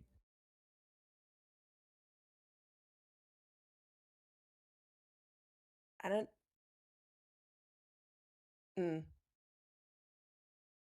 You said you're like very pale. Yeah. It's more at this point. At first, the first wave of emotion that came over Clint was that of just like pale faced, nauseous, like rattling through the emotions without his safety blanket. But now, as the planning and the calculating and the intent in his mind begins to kick in, he's offering these suggestions, but the look on his face is no longer that of that pale, sickly face. It's like a grim determination. Like, I'm gonna go. I have something that I have to do that's not going to be fun. So it is just like you should go. You guys should go check the hallways. And the word that comes to your mind, and I think that you would probably pick it up. Maybe less. Maybe not so much Arthur, but maybe you would be the should. Not like, hey, go check over that way. You should do that. I think Arthur would not. I mean, would recognize, kind of Clint being in that state from different situations before, and he wouldn't push. Like he would recognize, like almost kind of recognizes in some form that he's trying to do the right thing in a way in Clint's own mind, and he wouldn't push against it. in that sense. Like he's not going to be like you're not going to he's not going to not play it, play with it or even try to register it as a trick or anything like that. Just kind of understand that Clint has a reason and there's a mission to do, and I mean there's still a direction for him to go. Clint, this place could be crawling with those other things. Why? Not gonna split up. Well, then go with Arthur.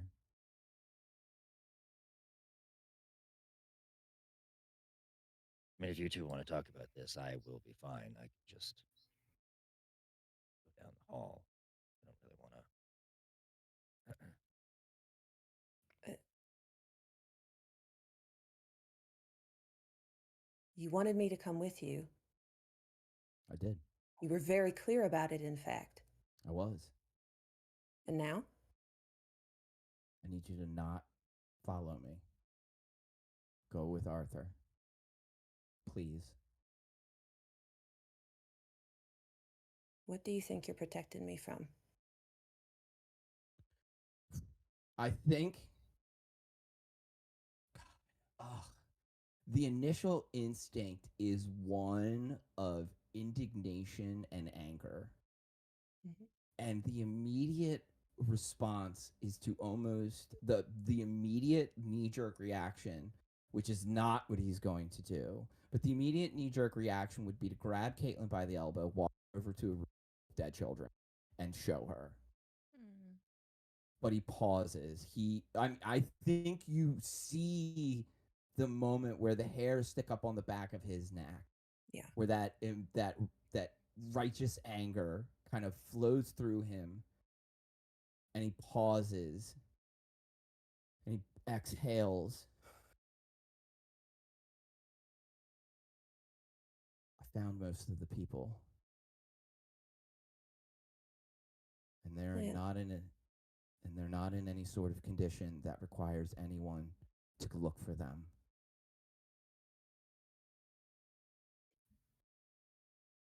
I And she trust the process. both of I Go ahead. trust the both of you.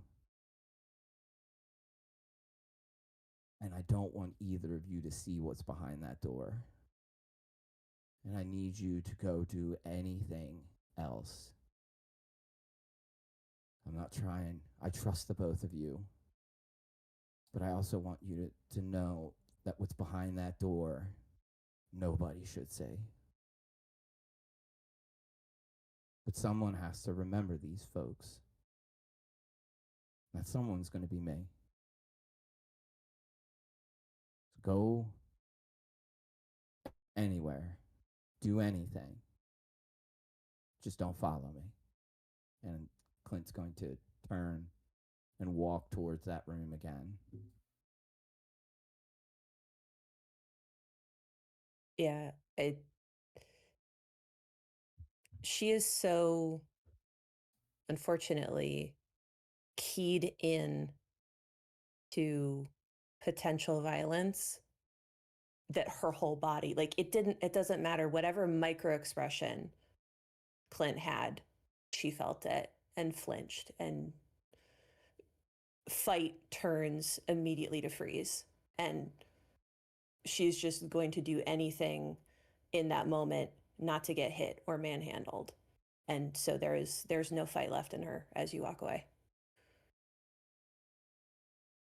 And I'm going to spend the next. I know that we are in danger. I know that there's a situation. But I'm going to spend as much time as it takes to undo the damage that was done with that room. I'm going to lay the bodies out next to each other in a row. And while I'm doing that, I'm going to look for any sort of identification to identify who they are. And if I can't, and it's all going in the book. And if I can't find an ID or some sort of paperwork that identifies who they are, I'm going to write down the physical description: boy, blonde hair, blue eyes, red jacket; girl, blue skirt, dark brown hair. And it is just this grim, grim processing of the scene, knowing that what they asked for was to find out what happened. We found out what happened. And that someone has to bear witness to it. And is for someone who has seen war and has seen violence and has seen destruction, what's 6 to 10 more bodies on top of all of that? Clint, if you will, sneak around. Sure, I can't talk it out. To yourself. To the dead. You sure I can't fight under pressure? It's a 5. All right. We'll come back to you, Clint, in a minute. Sure. So at this point, River, Bug, Ezra, what are you guys up to? Well, Ezra just stepped away. So River and Bug, what are you guys up to? I'm doing what Caitlin suggested, which is to take a look at this person and see if I can help them in any way, make sure they're as stable as they can be. Because they're not awake, right? They're Correct. they're unconscious. Yeah. They're knocked out at this moment. I'll let you do one of two things. You can either approach it by doing science, which again, using kind of like your medical expertise, Mm-hmm. trying to put bandages, anything to help out. Or since you are a camp counselor, talk it out. It's just a way of Yeah. you being able to kind of coax this person, talking to them, trying to get them out of that, Yeah. moment I'm that gonna they're try in to there. talk it out. Be like, You got it. yeah, 2, 3, great. A 1, a 5, and a 6. Nice. Excellent. You'll see at this point, what is it that you say as a camp counselor? You have this person who's probably just about your age, somewhere around your age, Yeah. so they're not too young. But you'll see that she has her hair black. You'll see that she has kind of her sides shaved. She has a very rugged looking, not a rugged, but rather punk look about her. But you see it's almost faded with everything that's been going on. Hey, you're okay now? You're safe? You there? Come on. If Who are you? Are you okay? Just know you're safe. Please wake up. You see it takes a few attempts from River, but eventually the person goes ahead and opens up their eyes slowly, and she's just like, ah, ah, I just, ah, where, hey, who are you? Hi, hi. Where are the others? I'm not sure yet. We're still looking, but we are here to help. Okay, my name's River, and we are going to help you. You see that she looks at you and she has like these very dark eyes. And she kind of like looks at you for a moment and she goes, uh, Kelly, Kelly. Oh, no, but the others. Did anyone else survive? I don't know how many. Do you know how many people were with you? There were Who was with hundreds in you? that school. D. Ross, she had alerted us. They had attacked. Um, they were looking for people. That's what they do. They try to find individuals. Something something about she mentioned it. Harmonics, songs, something about singing. They Okay. they took him. They took him to the pod. Took who? D and the others. You see that she struggles to like stand up at this point, and you'll see that for a moment she kind of has to like hold on to you in order to not Mhm. fall over. I'm gonna try to like walk her over to the pickup truck bed. Here, this way you can get your bearings slowly. Okay, we will see who else is still here. Yeah, yeah. Um. Uh. Do you have anything for this headache? I'm Uh, sure we do. Just stay here. I will go grab something. See what I can scrounge up. Yeah. yeah. I'll I'll take anything at this point. You're safe, And, Kelly. and she kind of like stands there and just nods towards you. And I'll go over to Bug and Ezra and be like, "Okay, we've got one. Do we have anything for her in the Falcon? Probably. Does Caitlin keep anything here?" Yeah, I think we've got supplies. We can go check. I'll look towards. What did she say, River? It seems like they took D and some others who were able to harmonize. She was talking about, which I assume means something in them. It's useful to those things. Right.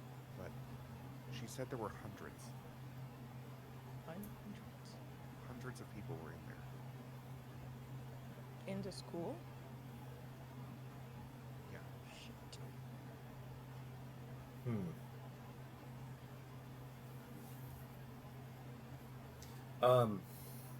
Bug, go find Caitlin's first aid kit, I guess. I'm gonna go. I'm gonna go find Clint. River, do you want to stay with her, or do you want to come with me? Yeah. Bug, if you got it, I can go with Ezra, but I don't want to leave you. I think we'll be okay. I can get the first aid kit. Keep an eye on. Did you get her name? Kelly. Her name is Kelly. Kelly. Yeah. Give her Keep some an eye water, on Kelly. some aspirin. Just keep an eye on her. She's in the back of the truck bed. She should be okay. But if there's hundreds in there, we need to help as many as we can. Yeah. Yeah. Hundreds is a big number. It doesn't. Yeah. All right, Okay. let's go. You. Ezra. What's up, Ezra? Oh no, Ezra just begins walking the hallways looking for Clint and Caitlin. You seemed, when I said harmonize, it seemed to trigger something for you. Uh-huh.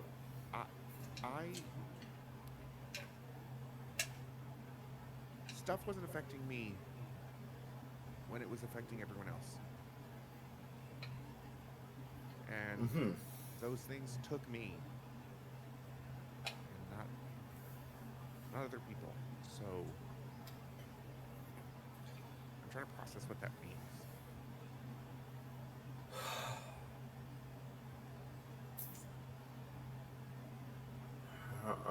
How to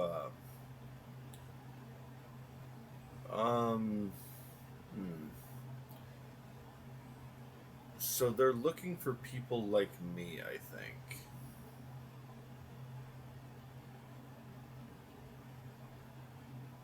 Maybe people like you. Maybe you can harmonize with the tech too. Yeah,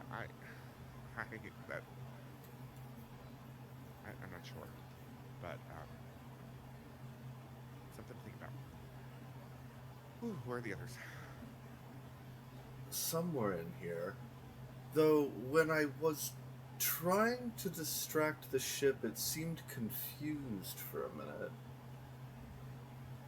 Huh. I mean, I clicked it, so... No, well, that probably didn't help, but no. Okay, well, there's like lots of debris around, right, Jarn? Yes, there is. Ezra plays a little, like, Pied Piper of Hamelin thing across the device on his arm to, like, lift some of the debris off the ground to kind of show River what he's talking about. Just, like, levitate it more or less. Nothing crazy extreme. I'm not transforming anything, but hopefully I can, like, telekinetically, like, lift shit with this thing. I'm gonna try to, at least.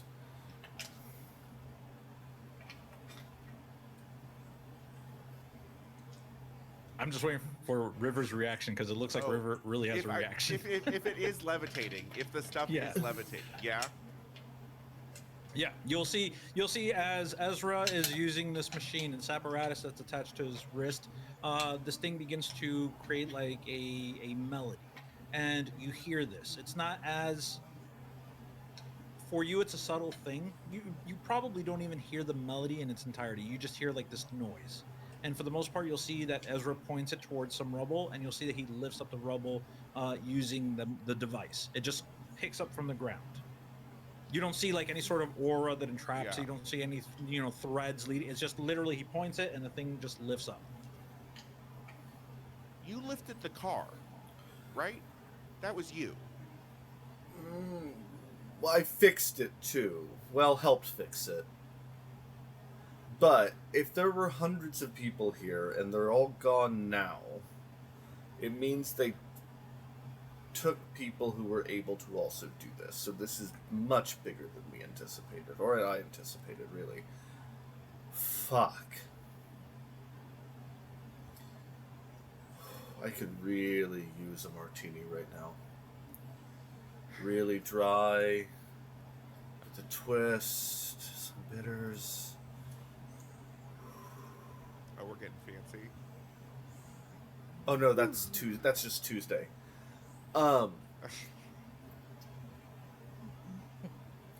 you try educating third graders, like.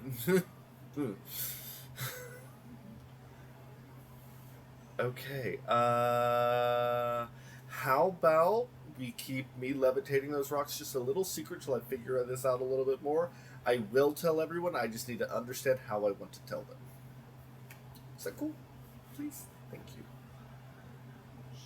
Sure. But this conversation is not done. Oh, no. I don't anticipate it to be, nor do I want it to keep it a secret forever. I just need to figure out how to explain what's going on. Because if they're actually actively rounding up people like me, I am simply putting you all in more danger. And I don't know how I feel about that. Got it. All right, Caitlin, Arthur, both of you are walking down towards. Was it the West Hall or East Hall? It's the honesty hall. To be honest with you, compared to the rest of this group right now. But go ahead. Well, Clint, just to kind of put a map here. You have a hall going to north, which is where you guys encounter the alien forces, and then you have two halls, one towards the west, one towards the east, which is in the main hall of the school as you enter. Which of the halls is Arthur going to be taking and leading? Um,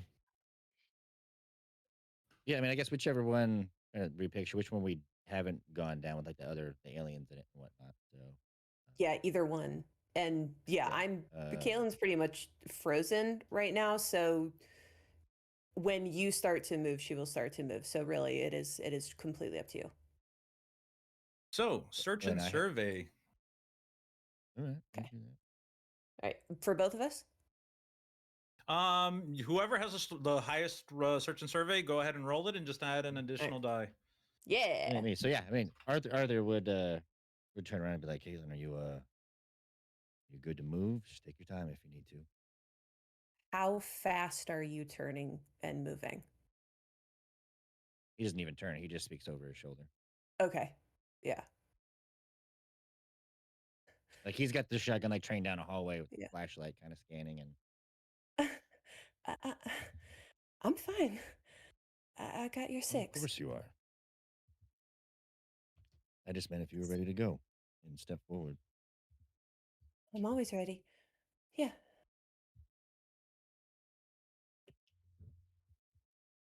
So we have like the split of like right or left, basically. Is that what we're doing? Yeah, decide which hall you're gonna take, right or left. We will go right. Clint just didn't want you going down the middle hall. Correct. Right or left? Yeah. Highest is a All right. 5. A 5? Awesome. Yep.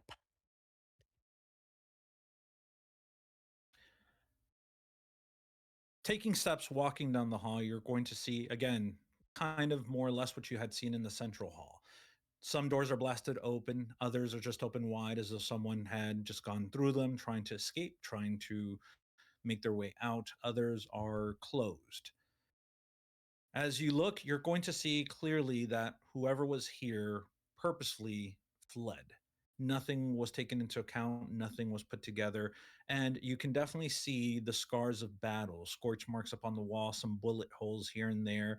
And for the most part, you feel that, again, this was an attack that occurred very quickly.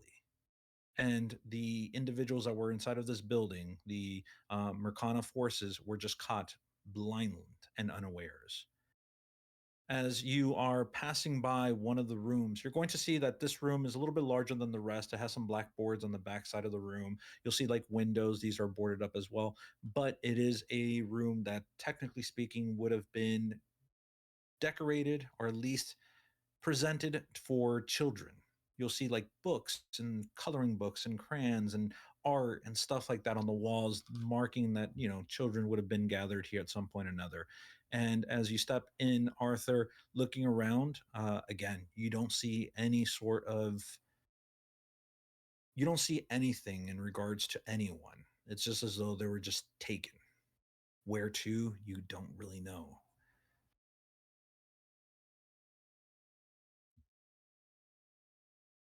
Well, it doesn't seem like we're going to have much more luck than we've had. Not much. At least we had luck when it counted. I'll give you that. You go back the other way and finish the sweep. I got your 6. As you begin to turn, heading back down the hall that you come, Clint,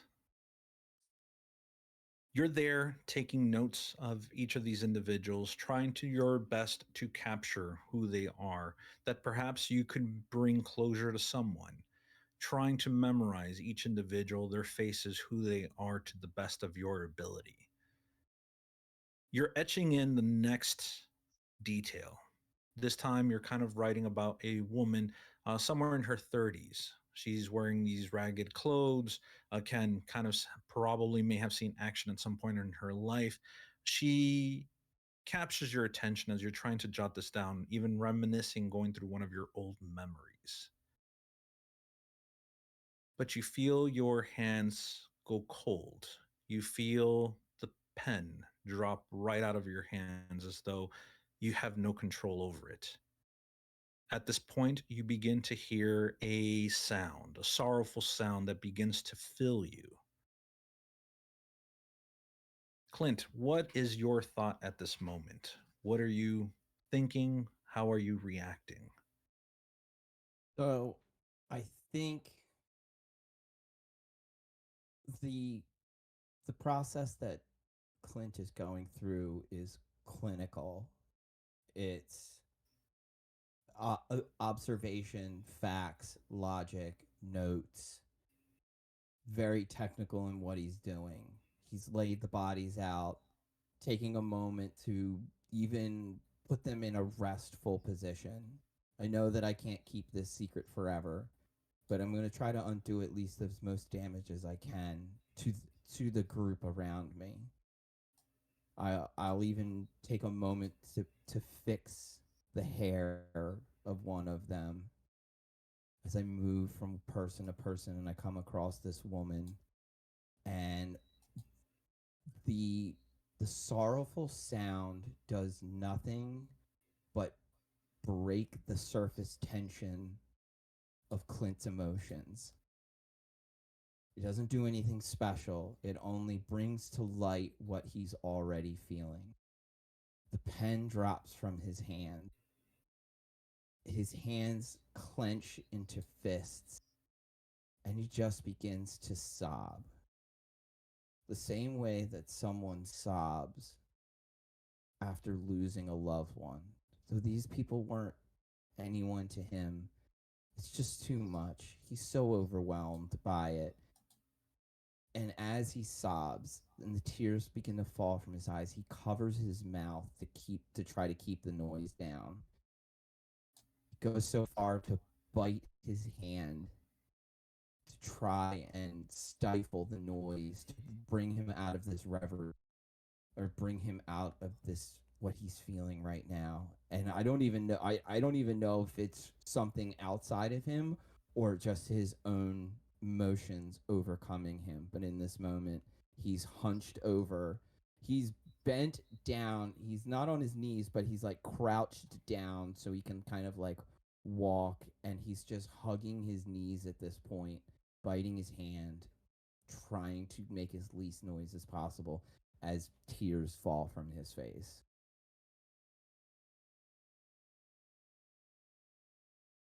You don't sense the presence behind you, but rather you become aware the moment that the hand falls on your shoulder. In the next instance, a sudden eruption of fear, like someone who's standing inside of a haunted house and a ghost touches them. That sudden eruption of fear, of the unknown, comes into Clint. His heart palpitates, but in the next instance, Clint, everything goes dark and you feel yourself falling forward, as so someone is trying to now grab you. Caitlin, Arthur, at this point, you're definitely going to hear sounds, a new humming sound coming from the main hallway. At this point, you're going to see that three of these figures begin to walk out towards the front entrance. You'll notice that two of them quickly blanket out, disappearing from in front of your very eyes, and the third, standing in front, kind of leading, has Clint slung over their shoulder. At this moment, they're beginning to make their way outside of the hall, or of the school itself. I will allow Arthur, Caitlin, as well as Ezra, due to the fact that Ezra was moving towards the front of the school, to take an action. But at this point, you guys will definitely see that Clint is slung over one of their shoulders.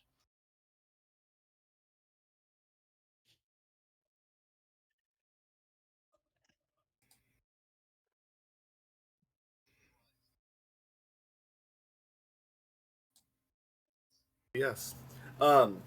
Seeing that and realizing now that hundreds were taken and there was a ship that crashed and there might be more humans on that ship, Ezra, his eyes narrow and his face flushes. And River, you don't know Ezra, but anyone who might see Ezra passes have never seen him quite so pissed off. And he lifts up this alien gun and looks at it and wants to harmonize with it as he yells out, "Stop, or I swear to God I'll shoot you." Go ahead and harmonize with alien stuff. Cool.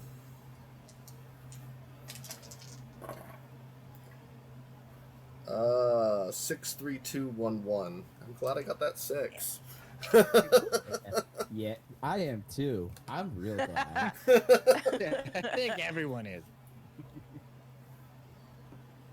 All right, so let me go ahead and put the stats for this gun. This gun is, by the way, this gun is very heavy. It's a 5-spacer. What's a 5-spacer? It's a big, okay. It's a big gun, but it does big damage.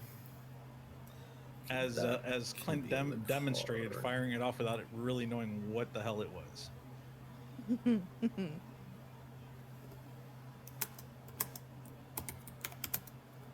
Well, I am full on my inventory then. Nice. Score! I will get those stats here in just a second. I don't want to disrupt the Discord window.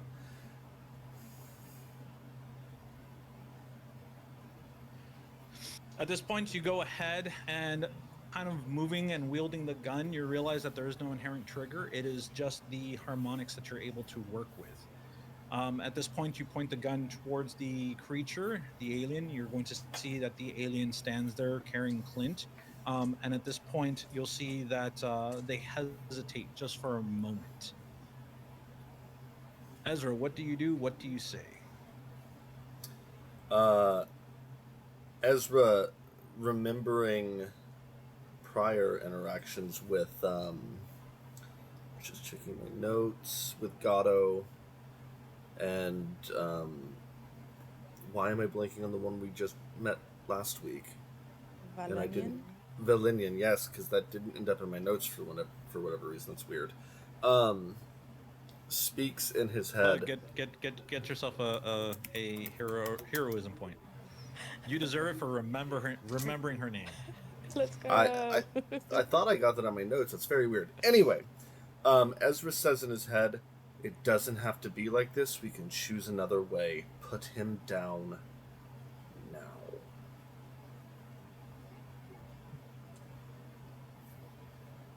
You're going to see that the alien goes ahead, stops for a moment, and with that, you're going to see that they reach onto themselves, drawing forth an item. Arthur, Caitlin, Bug, as well as Lex, you're seeing this unravel as they're standing just in front of the entrance to the school. Arthur and Caitlin, you're going to be having, again, a chance to interact from behind them. So you can definitely take actions out of sheer surprise. I will give you an additional die to take action.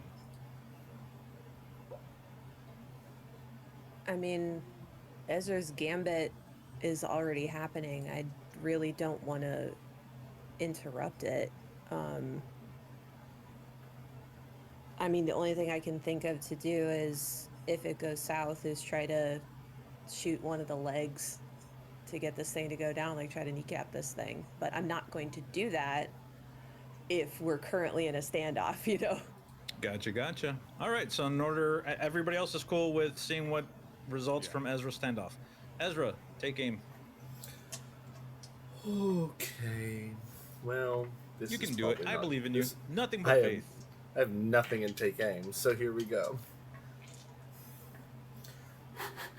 And I'm all out of heroism. I got a 3. I will give you what? Roll another one. I give you another one. A 5. Close enough. You'll see that the individual kind of stands in front. This one that is bearing Clint, you're going to see that it does not stop to your command. Rather, the moment that you go to pull the trigger, you are going to fire off. It is definitely going to hit one of them, but you're not going to know. You're not going to realize you didn't hit the front one, the one that's actually in the lead. It is going to barely miss that one. It's going to hit one of the sides that was invisible at this point and cloaked, and you're going to see that it literally tears a hole right through them.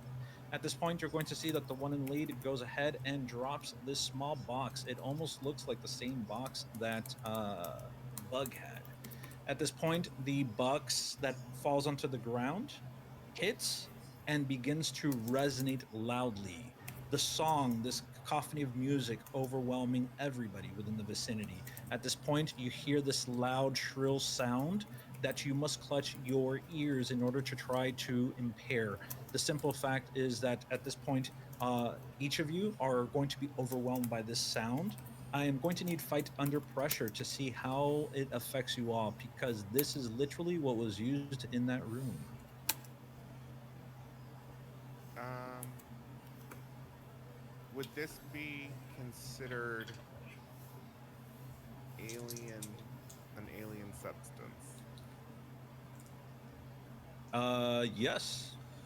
I Oh, mean, alien substance in terms of We're talking about the armor that they get from alien stuff. Yeah. from Gotcha. Xenotaurus. Okay, yeah. It's yeah. Okay, so then we both have armor 1. Score.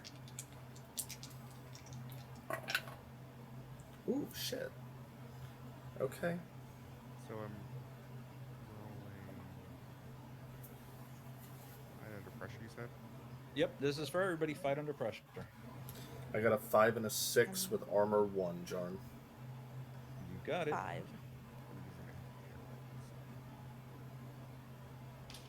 Ooh, a 3 and a 6 with 1 armor. Go. Nice. Caitlin I got also got a 6. 5. Oh, 5 Oh. for Bug. 6 for Caitlin, no armor. Awesome. And Arthur. 65542. Oh yeah. We were ready. Locked in. Let's go. In.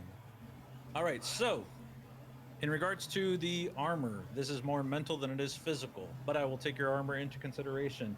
Okay. At this point, the blast hits you all, and you are going to be struggling. You're not going to be taking a impactful damage, but it is going to cripple you long enough. You're going to see that this alien goes ahead, and with it, it kind of it's standing there with Clint in its arm.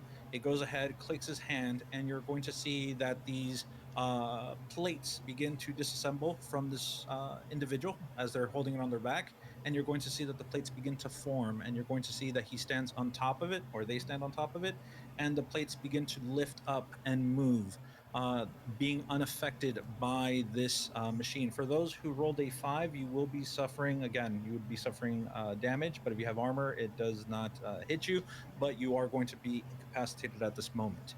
You're going to see that a similar vehicle appears as they abandon the individual that Ezra had shot. The other individual, their cloaking device comes off. They do the same thing. They initiate their vehicle, which are these discs that they stand upon, and it begins to float. And you're going to see that these individuals are going to be floating, and you're going to see that they're going to be heading towards St. Louis, the massive pod off in the distance on the horizon with Clint on their back. Well, shit. Can we? So Arthur and I didn't get to go. Do we just sacrifice our turns then? I will allow you to go ahead and take action. But they are moving quickly. They are on top of their vehicles at this point. You, again, you guys didn't suffer heavily from the equipment. Sorry, from the bomb that had actually landed. But at this point, you are getting up. You're able to take action. What would you like to do? I mean, if it's already over, then no. I don't really. I can try to jump, but like, no, that's not. Take aim, and if you want to be the boss and try to jump, I am down for you jumping. Fine, fuck it. Oh yeah.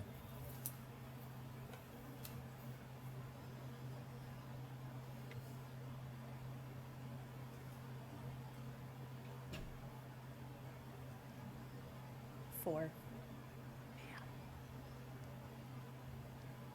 You know what, Kaylin, since you are being the boss at this moment, I'll give you an additional die. Roll another die. Roll that beautiful bean fieldage. All we need is a 6. You got a 6, you're going to save Clint. No pre- No. There it is. I was Yes. Friendly local game store for the win. Holy shit. Oh my god. Oh, that was so close. Now. Holy fuck. So, Kaylin, you are going to succeed. You are literally going to run, jump upon this individual. Again, there's these discs upon the floor that they're standing upon, begins to hum, it begins to levitate them and move them forward. You run, taking off, and you throw yourself on this person. At this point, you struggle with them. I'm not going to have you continue rolling. Just know and understand that this struggle is very difficult. It's one I that, will as take this machine, whatever harm you want to give me. I don't care. this at this point. machine begins to rise up off the ground, and at this point, you are pulling off Clint. Is there anything you would like to say before you dislodge Clint completely? Oh. I know what's happening. I think. Do I know what's happening, Charn? I have no idea what's happening. This is all you, homie. Okay. Fine. All right. No, honestly, I don't think there are words. I think Caitlin spends a lot of time like crafting things to say in her head. This was not a situation that she anticipated. So yeah, literally it is just bodily just getting him off of this platform. Just go, and just using, you know, her weight, her full weight, to try to disrupt it or get this thing off balance or just get Clint off of the pedestal, whatever means necessary. Like, So at this point, there's no words.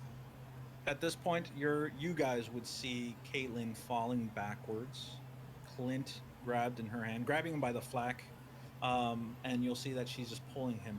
The alien struggles, and you'll see that it becomes unbalanced, kind of trying to regain its balance as it continues moving forward. And at this point, all you're going to see is that Caitlin is going to be dropping about 10 feet from the air, straight down with Clint on top of her.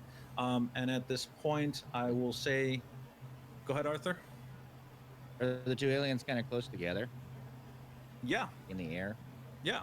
All right. Well, I mean, I can't hit two enemies at once, so since they're in motion, as soon as she clears, Arthur would have been behind him and like, this is crazy as shit, and then just take Go a shot if possible. So. Go ahead, take your shot. Take your shot. I'll give you an extra die. Have fun with that. Okay. Let me make sure I have enough.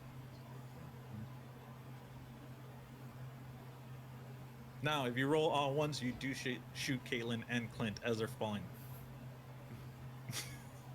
Well, I do have 2 ones in there, but also 2 6s. So I'll let it ride.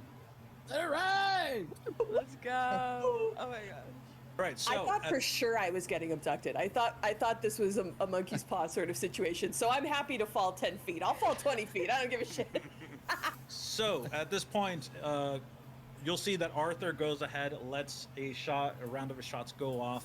It definitely is going to hit the aliens. You're going to see that they're going to explode in the spray from the shoddy at this point.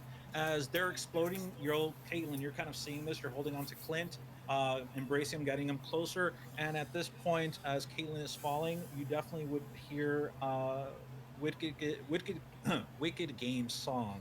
I don't want to fall in love with you. Just start playing softly, and the guitar just kind of hitting. And at this point, as this is all happening, Isaac. Caitlin's just. You'll see that Caitlin is just kind of. Caitlin is just. Whoa! Caitlin is falling back, and you'll see that she is going to smile at this, and that is where we're going to close the session. Oh my god. Very cool. You never felt this way. Oh my god, of all the polls. Of all the polls. Holy shit. God damn. Yo, that is a banger. God. I do love love that song so much. I loved Rivers saying we're not done having this conversation yet. Yeah. I'm well aware. Oh, sorry. Oh, that was fun. Poof. Holy crap. Well, thank you so much. For next time. Thank you so much, viewers, for tuning in. This episode will be on YouTube. I'll be uploading that as soon as the stream ends. Don't forget, we have Castles in the Sky. I checked the dates. It's going to be this Sunday, the 24th. Is that right? Yes, the 24th. The 25th is Memorial Day. So we'll be doing that at 4 o'clock on Sunday. And come and join us in the Discord. Come and talk to us. Come listen to our episodes. Lex and I just did a really amazing review of Underfoot and Itty Bitty Fae RPG, so check that out. And thank you so much for tuning in. Have a good one. Bye-bye. Laters. Bye. Thank you.